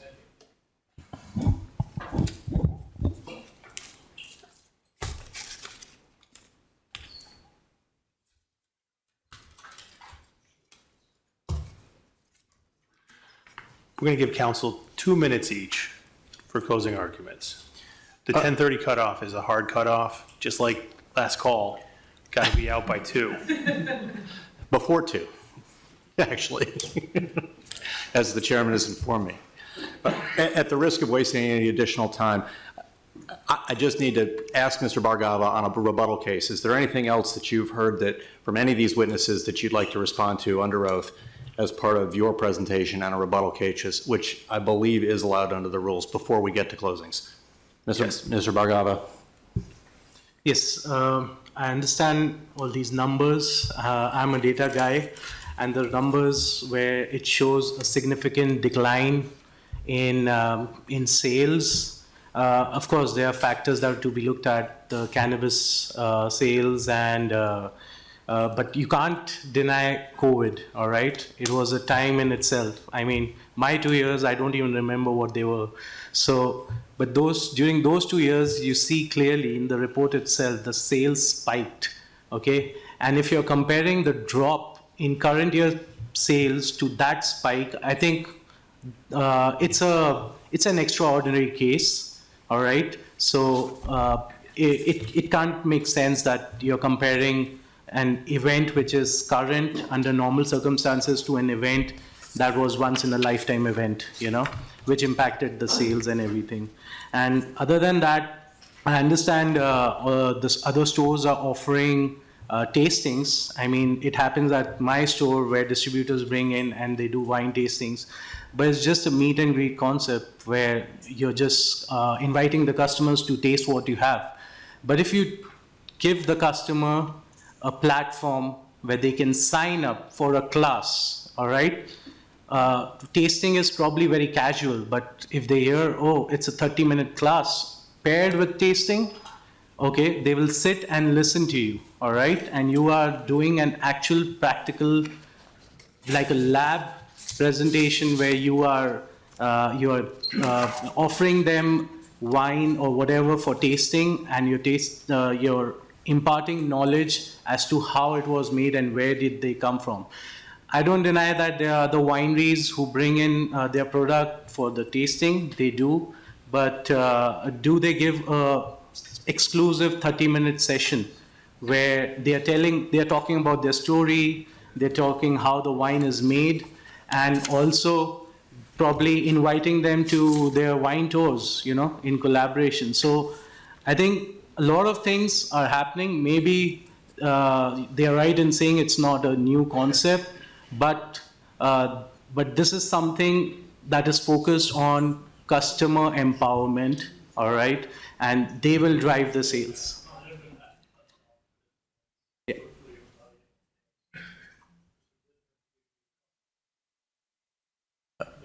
Can I make a 2-minute? My apologies, I believe that was summation? the rebuttal case to the response. Now, Thank you, counsel. In sum, Mr. Bargava wants to try to change the demand curve in the Glen Burnie market area. You understand his concept.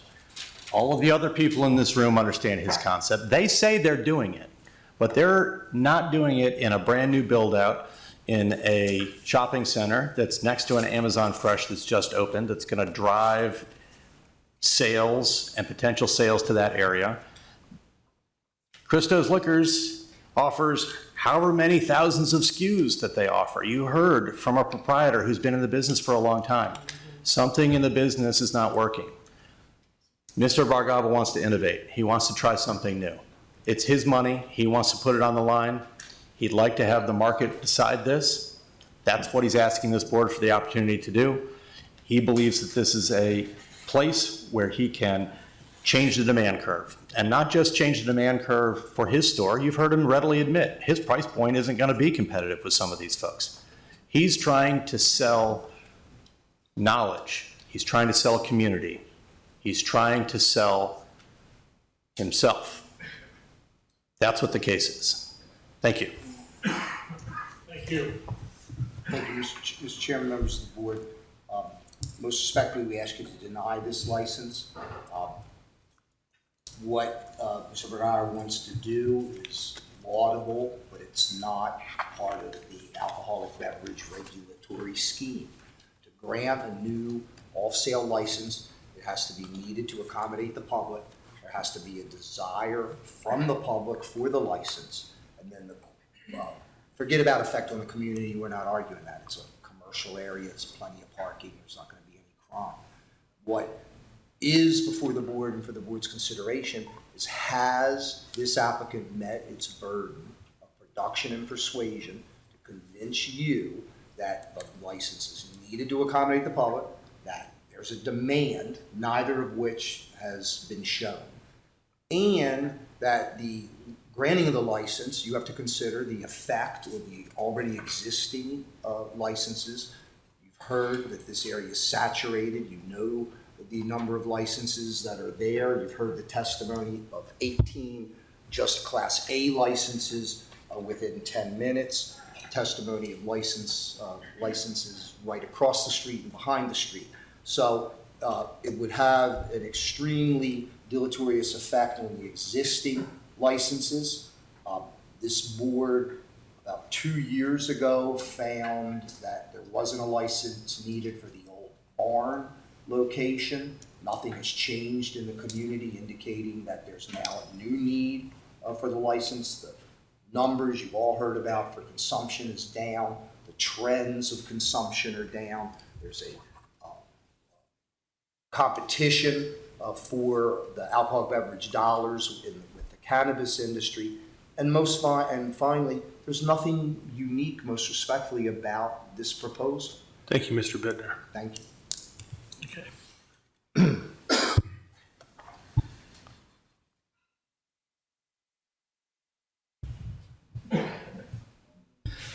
I'd like to try to clarify a few things, if I may, and I'll do it in the form of questions. We understand and we see photos that show that when the petition for the applicant, there was items given away. And I know this may have been answered, but I'm going to ask the question of Mr. Bittner. Mr. Bittner, to your knowledge, do you know of anything that was given away at the time of a signature on any of those petitions that you have in your possession that are opposed? I'm unaware of that, and I'll proffer you how that came out. When I was retained, my clients as well as I contacted a number of local establishments, and we asked them to put the petitions in their store. But to my knowledge, it was just like we've done for decades in collecting petitions. I understand, and I was just trying to clarify that. Thank you. I do have a question for you, sir. Have you taken possession of that property as far as, are you in there now? In No, any sir. way, shape, or form? No, sir. Okay. All right, very good. I noticed you were out in front of it, and I saw your signs that were in the window. I didn't know if they were inside or outside, so brought the question up. I have no further questions. I'm going to ask the commissioners if they do. No? Okay. We're going to withhold the decision until the next hearing, which is the 14th of December. And we'll make that. Of January? I'm sorry. Yeah, I wish. January. We'll make it public at that time. Okay? Okay. I want to thank everybody for their patience, and everybody in the audience. Have a good night. Thank you for the board allowing us to present on this. Thank you, Mr. Chairman. Thank you. Thank you. Commissioners. Liquor Board hearing for December 10th, 2024 is now closed.